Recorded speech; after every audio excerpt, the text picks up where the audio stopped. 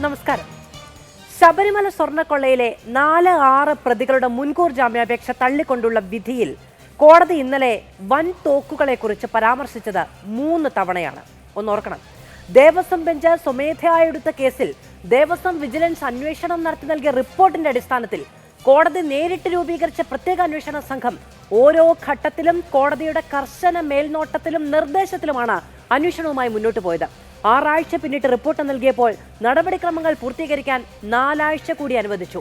പിറ്റേന്നാണ് കോടതി പറയുന്നത് ഇതുവരെ അണിനിരന്നവർക്കപ്പുറത്ത് വൻ തോക്കുകളുണ്ട് എന്ന്. ആരാണ് ശബരിമല സ്വർണ്ണക്കൊള്ളയ്ക്ക് പിന്നിലെ വൻ തോക്കുകൾ? സൂപ്പർ പ്രൈം ടൈമിലേക്ക് എല്ലാ പ്രേക്ഷകർക്കും സ്വാഗതം. നമ്മളോടൊപ്പം അതിഥികൾ: കോൺഗ്രസിൽ നിന്ന് ശ്രീ സന്ദീപ് വാര്യർ, ഇടത് സഹയാത്രികൻ ശ്രീ എം ജയചന്ദ്രൻ, BJP-യിൽ നിന്ന് ശ്രീ പ്രിൻറ്റു മഹാദേവ്, ശ്രീ മഹേഷ് പണിക്കർ, ശില്പി എന്നിവർ നമ്മളോടൊപ്പം തത്സമയം ചർച്ചയിലേക്ക് ചേരുകയാണ്. ശ്രീ മഹേഷ് പണിക്കർ, ഇതുവരെ കണ്ടവരല്ലെങ്കിൽ ഇനി എത്ര പേർ, ഇനി ആരൊക്കെ എന്നുള്ളതാണ് നമ്മൾ വിചാരിക്കേണ്ടത്.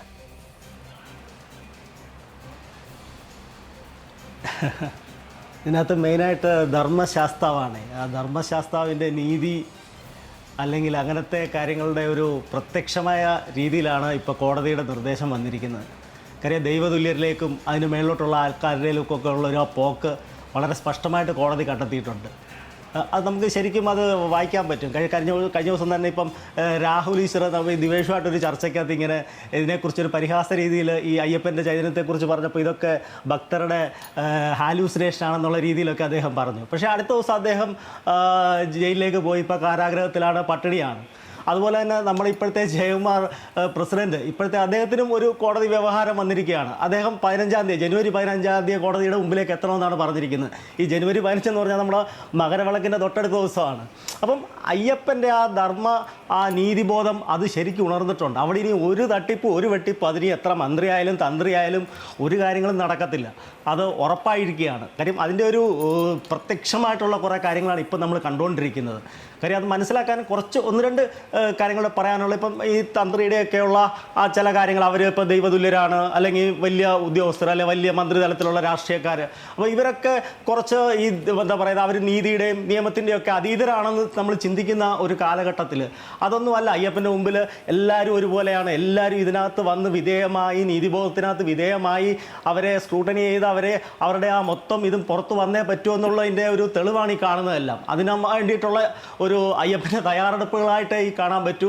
എന്തായാലും കോടതിക്ക് വളരെ നന്ദിയാണ് ഞാൻ ബോധ്യപ്പെടുന്നത്. കാര്യം ഇത് വലിയ രീതിയിലേക്കുള്ള ആൾക്കാരിലേക്ക് എത്താനായിട്ട് പോകുന്നു എന്നുള്ള രീതിയിൽ കോടതി ഇപ്പോൾ 2-3 പ്രാവശ്യം ഈ ഗൺസ് എന്നൊക്കെ പറയുന്ന രീതിയിലുള്ള വലിയ തോക്കുകളിലേക്കൊക്കെ എത്താനുള്ള ഒരു എന്താ പറയുക, ഒരു ആവേശത്തോടെ പൊക്കൊള്ളാനാണ് പറഞ്ഞിട്ട് SIT അങ്ങോട്ട് വിട്ടിരിക്കുകയാണ്.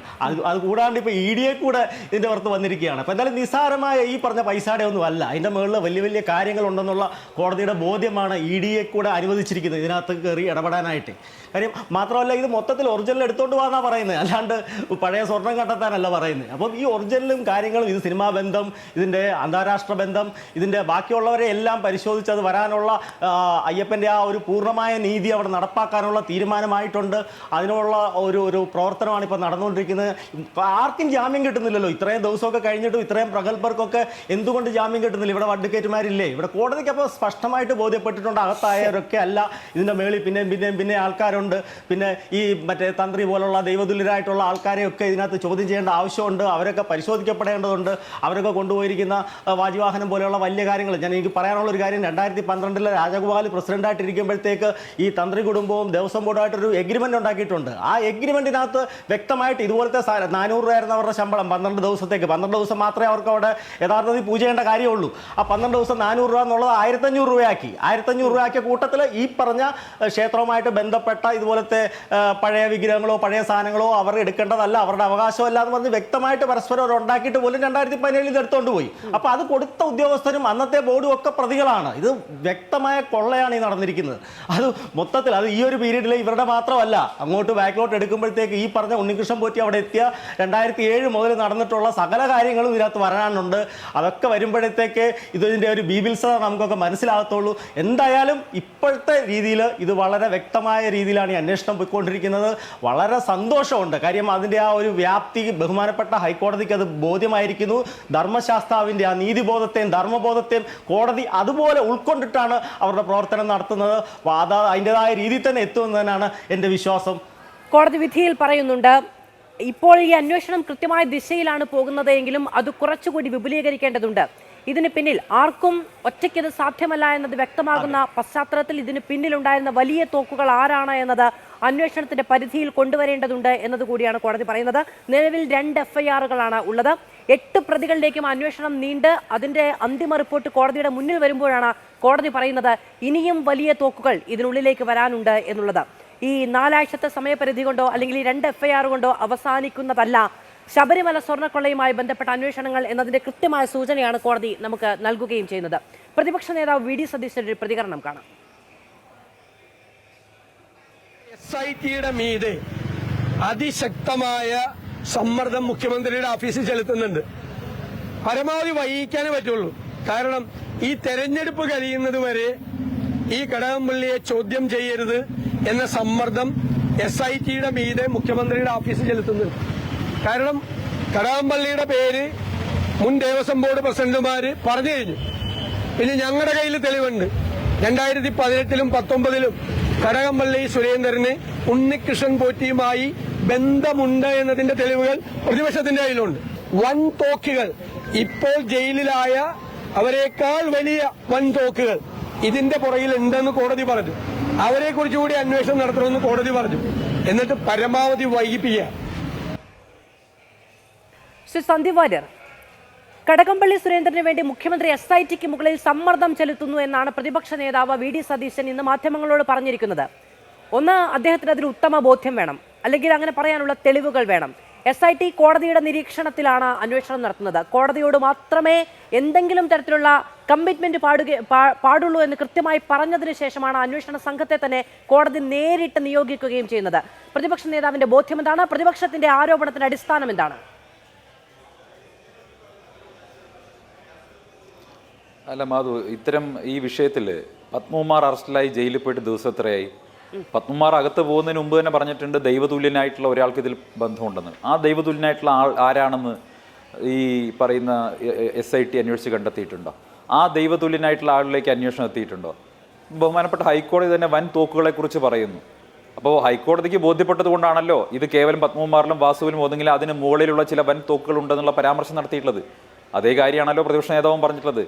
ആ വൻ തോക്ക് കടകംപള്ളി സുരേന്ദ്രനാണ് എന്ന് ന്യായമായും സംശയിക്കേണ്ടി വരും. കാരണം ഈ പറയുന്ന കാലഘട്ടത്തിൽ ദേവസ്വം മന്ത്രിയുടെ അറിവില്ലാതെ ഇത്തരത്തിലൊരു കൊള്ള നടക്കില്ല എന്ന് ആർക്കാണ് അറിയാത്തത്? അപ്പോൾ സ്വാഭാവികമായിട്ടും ഇതിൻ്റെ അന്വേഷണം കടകംപള്ളി സുരേന്ദ്രനിലേക്ക് എത്താതിരിക്കുന്നത് കാണുമ്പോൾ അത് സ്വാഭാവികമായിട്ടും യുക്തിയാണ്. കടകംപള്ളി സുരേന്ദ്രനെ എന്തുകൊണ്ട് SIT ചോദ്യം ചെയ്യുന്നില്ല? കാരണം ഈ SIT എന്ന് പറയുന്ന ബഹുമാനപ്പെട്ട ഹൈക്കോടതിയുടെ മേൽനോട്ടത്തിൽ നടക്കുന്ന അന്വേഷണമാണെങ്കിൽ പോലും ഈ SITയിലെ ഉദ്യോഗസ്ഥരെല്ലാവരും പിണറായി വിജയന്റെ പേറോളിലുള്ളവരാണല്ലോ. പിണറായി സർക്കാരിൻ്റെ പേറോളിലുള്ളവർ, സ്വാഭാവികമായിട്ടും ഈ സർക്കാരിനെ ഭയക്കുന്നവർ, അവരൊക്കെ തന്നെയാണ് ഈ അന്വേഷണ ഉദ്യോഗസ്ഥന്മാരുള്ളത്. അതുകൊണ്ടാണ് ആദ്യഘട്ടം മുതൽ UDF ഇക്കാര്യത്തിൽ അതിശക്തമായിട്ടുള്ള ഒരു നിലപാട് സ്വീകരിച്ചത്. ഹൈക്കോടതിയുടെ മേൽനോട്ടത്തിൽ ഒരു കേന്ദ്ര ഏജൻസി അന്വേഷിക്കണം, CBIയെ പോലൊരു ഏജൻസി അന്വേഷിക്കണം എന്നുള്ള നിലപാട്, സുവ്യക്തമായിട്ടുള്ള നിലപാട് കോൺഗ്രസും UDFും ഇക്കാര്യത്തിൽ സ്വീകരിച്ചത് ഈ ഒരു സാഹചര്യം മുന്നിൽ കണ്ടുകൊണ്ടാണ്. ഒരു പ്രത്യേക ഘട്ടത്തിലെത്തുമ്പോൾ അന്വേഷണം സ്റ്റക്കാവുന്നു, മുന്നോട്ട് പോകുന്നില്ല. അതാണല്ലോ ഹൈക്കോടതിയും പറഞ്ഞത്. വൻ തോക്കുകളിലേക്ക് എത്തേണ്ടതുണ്ട്. ആ വൻ തോക്കുകൾ ആരാണ്? വൻ തോക്കുകൾ എന്ന് പറയുമ്പോൾ ഇതിന് മുകളിലുള്ള തോക്ക് അത് കടകംപള്ളി സുരേന്ദ്രനാണ്, പിന്നെ പിണറായി വിജയനാണ്. ഈ രണ്ടുപേരാണല്ലോ ഈ പറയുന്ന ദേവസ്വം പ്രസിഡന്റ് മുകളിലുള്ള 2 പേർ. കോടതി അങ്ങനെ ഒരു പരാമർശം നടത്തിയിട്ടുണ്ടല്ലോ. സ്വാഭാവികമായും അന്നത്തെ ദേവസ്വം ബോർഡ് പ്രസിഡന്റിലേക്ക് അടക്കം അന്വേഷണം പോകണം. ഞങ്ങൾക്ക് അങ്ങനെ ഒരു സംശയമുണ്ട്, അത് അങ്ങനെ ഒരു സംശയം ഉണ്ടാകുന്നതിന് ന്യായമായ പശ്ചാത്തലമുണ്ട്. ഇങ്ങനെയൊന്നുമല്ല പറയുന്നത്. കടകംപള്ളി സുരേന്ദ്രനെ ചോദ്യം ചെയ്യാതിരിക്കാൻ, തെരഞ്ഞെടുപ്പിന് മുൻപ് ചോദ്യം ചെയ്യാതിരിക്കാൻ മുഖ്യമന്ത്രി SITക്ക് മുകളിൽ സമ്മർദ്ദം ചെലുത്തുന്നു. വളരെ ഡയറക്റ്റായ, വളരെ ഷാർപ്പായ ഒരു ആരോപണമാണത്. അങ്ങനെ പറയണമെങ്കിൽ സ്വാഭാവികമായും അതിനൊരു ബോധ്യമുണ്ടാകണമല്ലോ. ആരോപണങ്ങൾക്കോ വിശ്വാസത്തിനോ അപ്പുറത്ത് 2 പേരുടെ പേരെടുത്താണ് പറയുന്നത്. അല്ല, പ്രതിപക്ഷ നേതാവ് ഏത് രീതിയിലുള്ള സ്റ്റേറ്റ്മെന്റ്, ഏത് രീതിയിലുള്ള ഒരു കാര്യം പറയണമെന്നുള്ളത് മാധ്യമപ്രവർത്തകരല്ലോ തീരുമാനിക്കേണ്ടത്. അദ്ദേഹത്തിൻ്റെ ബോധ്യത്തിൻ്റെ അടിസ്ഥാനത്തിൽ, പ്രതിപക്ഷ നേതാവ് എന്നുള്ള കപ്പാസിറ്റിയുടെ അടിസ്ഥാനത്തിൽ അദ്ദേഹത്തിന് കിട്ടുന്ന വിവരങ്ങളുടെ അടിസ്ഥാനത്തിൽ പറയുന്നു. അത് കേവല യുക്തി മാത്രമാണ്. അത് പ്രതിപക്ഷ നേതാവ് പറഞ്ഞാലും പറഞ്ഞില്ലെങ്കിലും ഈ സംസ്ഥാനത്ത് അരിയാഹാരം കഴിക്കുന്ന എല്ലാവർക്കും അറിയാം അന്നത്തെ ദേവസ്വം മന്ത്രിയായിട്ടുള്ള കടകംപള്ളി സുരേന്ദ്രന്റെ ഈ വിഷയത്തിലുള്ള റോൾ. അദ്ദേഹം പറഞ്ഞല്ലോ, പ്രതിപക്ഷ നേതാവ് പറഞ്ഞല്ലോ, കടകംപള്ളി സുരേന്ദ്രൻ ഉണ്ണീഷ്ണം പോറ്റിയും തമ്മിലുള്ള ബന്ധത്തെക്കുറിച്ച് പറഞ്ഞല്ലോ, നേരത്തെ ഉണ്ടായിരുന്ന ബന്ധത്തെക്കുറിച്ച് പറഞ്ഞല്ലോ. അപ്പോൾ സ്വാഭാവികമായിട്ടും ആ വൻതോക്ക്, അതല്ലെങ്കിൽ പത്മകുമാർ പറയുന്ന ദൈവതുല്യനായിട്ടുള്ളയാൾ, ഇവരൊക്കെ ആരാണെന്ന് അറിയണ്ടേ? അവരെ എന്തുകൊണ്ട് അവരിലേക്ക് എത്തുന്നില്ല SIT എന്ന് ന്യായമായും സംശയിക്കേണ്ടി വരില്ലേ?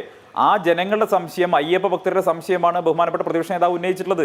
അപ്പൊ പ്രതിപക്ഷ നേതാവ് ഇങ്ങനെ ഉന്നയിക്കാൻ പാടുണ്ടോ എന്ന് ചോദിക്കുന്നതിൽ ഒരു കാര്യവുമില്ല. പ്രതിപക്ഷ നേതാവാണ് ഉന്നയിക്കേണ്ടയാൾ. അദ്ദേഹം രാജ്യത്തെ മുഴുവൻ അയ്യപ്പ വിശ്വാസികളെ വികാരം. അങ്ങനെയാണെങ്കിൽ അദ്ദേഹം ഉന്നയിച്ച ആ ന്യൂസ് ക്ലിപ്പ് ഞാൻ ഇവിടെ പ്ലേ ചെയ്യുകയുമില്ല. ഉന്നയിക്കാൻ പാടില്ല എന്ന് ഞാൻ പറഞ്ഞിട്ടില്ല. അങ്ങനെ ഒരു ആരോപണം മുഖ്യമന്ത്രി നേരിട്ട് സമ്മർദ്ദം ചെലുത്തുന്നു എന്നൊരു ആരോപണം ഉന്നയിക്കുമ്പോൾ എന്താണ് അതിന്റെ ബോധ്യം? എങ്ങനെയാണ് അത്തരത്തിലൊരു വിവരം പ്രതിപക്ഷത്തിന് കിട്ടിയത് എന്നുള്ളതായിരുന്നു എന്റെ ചോദ്യം. ശരി, ഞാൻ അതിലേക്ക് വരാം. മാധ്യമപ്രവർത്തകർക്ക് എന്തൊക്കെ വിവരം എവിടെ നിന്നൊക്കെ കിട്ടുന്നുണ്ട്? അദ്ദേഹം കേരളത്തിന്റെ പ്രതിപക്ഷ നേതാവാണെന്നേ. അദ്ദേഹത്തിന് വിവരം കിട്ടാൻ നിങ്ങളെക്കാൾ കൂടുതൽ സോഴ്സുകളില്ലേ? അല്ല, അതിലൊന്നും എനിക്ക് തർക്കമില്ല. അങ്ങനെ ഒരു വിവരം ഉണ്ടെങ്കിൽ അത് വെളിപ്പെടുത്തുമല്ലോ എന്നുള്ളതാണ് ഞാൻ ചോദിക്കുന്നത്. അതിലൊന്നും എനിക്ക് തർക്കമില്ല. കേരളത്തിന്റെ പ്രതിപക്ഷ നേതാവായിരിക്കുന്ന ആൾക്ക്, കേരളത്തിന്റെ നിയമസഭയിൽ ഉണ്ടായിരുന്ന ആൾക്ക് അപ്പോൾ കൃത്യമായ ബോധ്യങ്ങളും കൃത്യമായ വിവരങ്ങളും സോഴ്സുകളും ഉണ്ടാകും. എനിക്കതിലൊന്നും തർക്കമില്ല.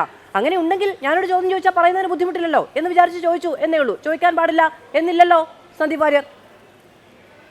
ശരി, ഞാൻ അങ്ങയിലേക്ക് വരാം. ചോദ്യങ്ങൾ ചോദിക്കാൻ നിങ്ങൾക്ക് എല്ലാ അർഹതയുണ്ട്. പക്ഷേ പ്രതിപക്ഷ നേതാവ് സോഴ്സ് വെളിപ്പെടുത്തണമെന്നാണ് ഉദ്ദേശിക്കുന്നത്. ഇല്ല, അങ്ങനെ വിവരമുണ്ടെങ്കിൽ പറയുന്നതിന് ബുദ്ധിമുട്ടില്ലല്ലോ എന്നേ ചോദിച്ചുള്ളൂ. സോഴ്സ് വെളിപ്പെടുത്തണമെന്ന് ഞാൻ പറഞ്ഞോ? എന്താണ് ബോധ്യം, എങ്ങനെയാണ് ആ വിവരം എന്നല്ലേ ചോദിച്ചുള്ളൂ. അതൊരു ചോദ്യമായി കണ്ടാൽ മതി. അതൊരു നിർബന്ധ ബുദ്ധിയോടുള്ള തുല്യതയായോ അജണ്ടയായിട്ടോ ഒന്നും കാണേണ്ടതില്ല ശ്രീ സന്ദീപ് വാര്യർ. ഓക്കെ, ഞാൻ അങ്ങയിലേക്ക് വരാം. ശ്രീ ജയചന്ദ്രൻ, നോക്കൂ, ഇപ്പോ പ്രതിപക്ഷ നേതാവ് ഉന്നയിക്കുന്ന ആരോപണം വളരെ ഡയറക്റ്റാണ്. ഈ വൻ തോക്കുകൾ എന്ന പരാമർശം കോടതി 3 തവണയാണ് ആ ഉത്തരവിൽ വ്യക്തമാക്കിയിരിക്കുന്നത്. ഇതിനപ്പുറത്തേക്ക്, അതായത് N വാസുവും A പത്മകുമാറും അറസ്റ്റിലാവുകയും റിമാൻഡിലാവുകയും ചെയ്യുമ്പോൾ അതൊരു അധ്യായമാണ്. കഴിഞ്ഞ ദിവസമൊക്കെ CPM-ന്റെ പ്രതിനിധികളൊക്കെ വന്ന് പറഞ്ഞിട്ട് ഈ പ്രതിപ്പട്ടികയിലുള്ള എല്ലാവരും തന്നെ ഒന്നെങ്കിൽ ചോദ്യം ചെയ്യലിനോ അറസ്റ്റിനോ ഒക്കെ വിധേയമായിട്ടുണ്ടല്ലോ. അവിടെ ഒന്നും ഞങ്ങൾ യാതൊരു തരത്തിലുള്ള ഇടപെടലും നടത്തിയില്ലല്ലോ. നിയമത്തിന്റെ വഴിക്ക് എന്നാണ് പറയുന്നത്. ആ നിയമമാണ് പറയുന്നത് ഇതിനപ്പുറത്തുള്ള ആളുകൾ ഇതിൽ കുടുങ്ങാനുണ്ട് എന്നുള്ളത്. പ്രതിപട്ടികയിലേക്ക് വന്ന് നിൽക്കേണ്ടി വരും എന്ന് കോടതിയാണ് കണ്ടെത്തുന്നത്. അപ്പോൾ അന്വേഷണം പൂർത്തീകരിച്ചു എന്ന് നമുക്ക് പറയാൻ കഴിയില്ല.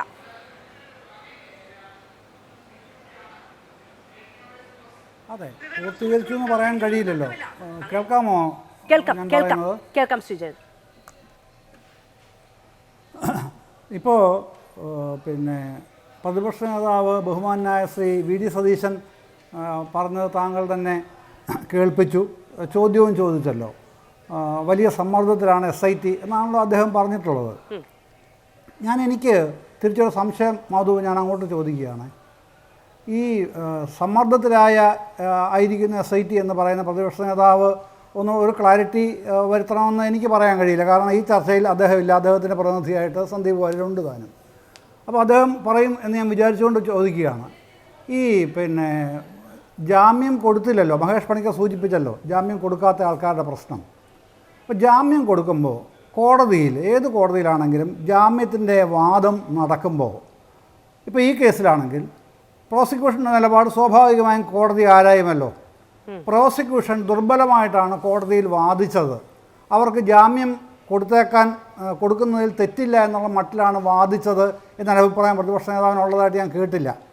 ഏതെങ്കിലും പിന്നെ UDF പ്രതിനിധികൾക്കുള്ളതായിട്ടും ഇതുവരെ കേട്ടിട്ടില്ല. മറിച്ച് എൻ്റെ അറിവിൽ ഒരു കാരണവശാലും അവർക്കിപ്പോൾ ജാമ്യം കൊടുക്കാൻ പാടില്ല എന്നുള്ള നിലപാടാണ് പ്രോസിക്യൂഷൻ സ്വീകരിച്ചത്. എന്ന് പറഞ്ഞാൽ ഗവൺമെൻറ് ഭാഗം സ്വീകരിച്ചത്. അതാണ് കോടതി മുഖവിലേക്ക് എടുത്തത്. അതുകൊണ്ടാണ് അവർക്ക് ജാമ്യം കൊടുക്കപ്പെടാതിരുന്നത് എന്നാണ് ഞാൻ മനസ്സിലാക്കിയത്. പക്ഷേ പ്രതിപക്ഷ നേതാവ് പറയുന്നത് വലിയ സമ്മർദ്ദമാണ് അവർക്ക് മേൽ ചെലുത്തുന്നത്. ആരാണ്? ഗവൺമെൻറ്. പക്ഷേ വസ്തുത ഇങ്ങനെയാണ് താനും. അതിലൊരു പ്രശ്നമുണ്ട് ശ്രീ ജയചന്ദ്രൻ. അതായത് ഈ ആളുകൾക്ക് 4ാമത്തെ പ്രതിക്കോ 6ാമത്തെ പ്രതിക്കോ അല്ലെങ്കിൽ ഇതുവരെ അറസ്റ്റിലായ ഉണ്ണികൃഷ്ണൻ പോറ്റിക്കോ അങ്ങനെ മുരാരി ബാബുവിനോ അവരെ ഒന്നും കുറിച്ചല്ല, അതിനപ്പുറത്തേക്ക് കടകംപള്ളി സുരേന്ദ്രനിലേക്ക് പോകരുത് എന്ന സമ്മർദ്ദം സർക്കാർ ചെലുത്തുന്നു എന്ന ആരോപണമാണ് പ്രതിപക്ഷം ഉന്നയിച്ചത്.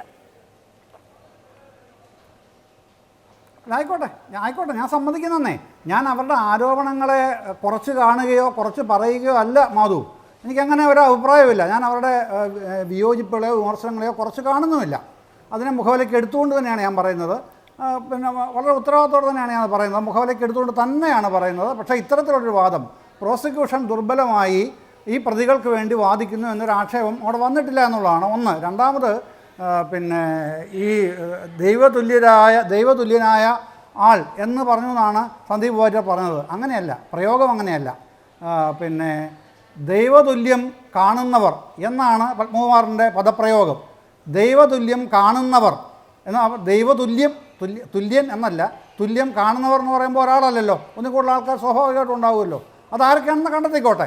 ഇപ്പോൾ ഈ ദൈവതുല്യം എന്നുള്ളത് ഹൈക്കോടതിയുടെ പിന്നെ ഡിവിഷൻ ബെഞ്ച്, ദേവസ്വം ബെഞ്ച് ആ വിഷയം പരിശോധിക്കുമ്പോൾ അന്താരാഷ്ട്ര ഈ വിഗ്രഹ മോഷണം ആയിട്ട് ബന്ധപ്പെട്ട് നിൽക്കുന്ന വലിയൊരു റാക്കറ്റിൻ്റെ ഉടമയായ സുഭാഷ് കപൂറിനെ പരാമർശിക്കുന്നുണ്ട്.